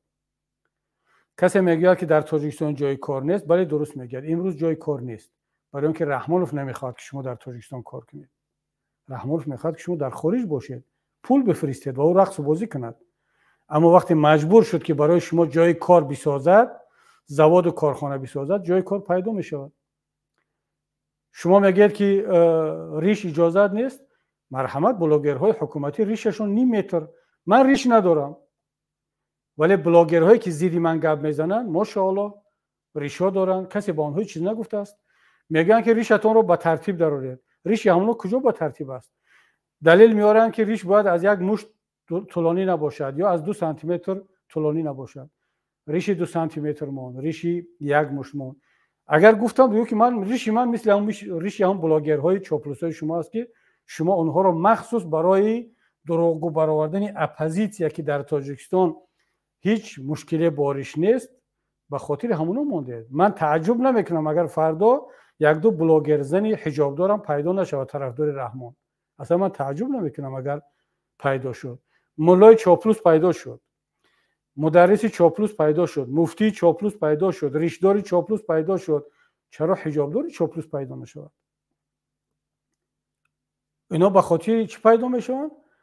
برای آنکه با ریشدار باید مبارزه برد، با اهل مسجد امام خطیب باید مبارزه برد، با شاعر باید شاعر مبارزه برد، با اپوزیسیونر باید اپوزیسیونر مبارزه برد. یک نفر دیگر رو میسازن میگن اینم زیایی هست. این تاکتیک مبارزه همه دیکتاتورها علیه مردم خودشون است. همون آدمی که در شبکه‌ها من پیشتر گفتم اون مینویسد گویا که میگه من آزادانده شم، میخوام ضد اسلام گپ میزنم، میخوام ضد، این عقیده شخصی من است، من از هیچ کس اجازه نمیپرسم. اما وقتی که رادیو آزادی میخواد میگه که من امنیت پرسم، اجازه دیت صحبت میکنم. خب پس من میگم که انا همون فتنه رو، اون چیزی که در از قلم تو میتراود، اون یک احمقی شخصی خودت هم کمتر در اون هست، اما این سپارش امنیت است. امنیت اگر بخواهد که پیش روی این فتنه تو رو بگیرد، امنیت اگر بخواهد که تو اون دست به ناموس دینی مردم تاجیک نزنی، او رو احساساتی نکنی، او رو فناتیک نکنی، او رو تروریست نکنی، پیش روی تو پرووکاتور رو میگیرد. اما چرا نمیگیرد؟ برای اینکه این طرحی او است. چرا ریش یک جوان رو میتراشد و ریش اون چاپلوس رو نمیتراشد؟ برای اینکه میخواد نشان بدهد که در تاجیکستان پرابلم باریش نیست. مرحمت، من الحمدلله گفته ایستادن، سبحان الله گفته ایستادن، باز مردمی غرمی هم هستن، رشتی هم هستن، پرابلم نیست. برای همین من میگم فردا میتونه یک حجاب دارم پیدا شود، باز چند نفر دیگر پیدا میشن.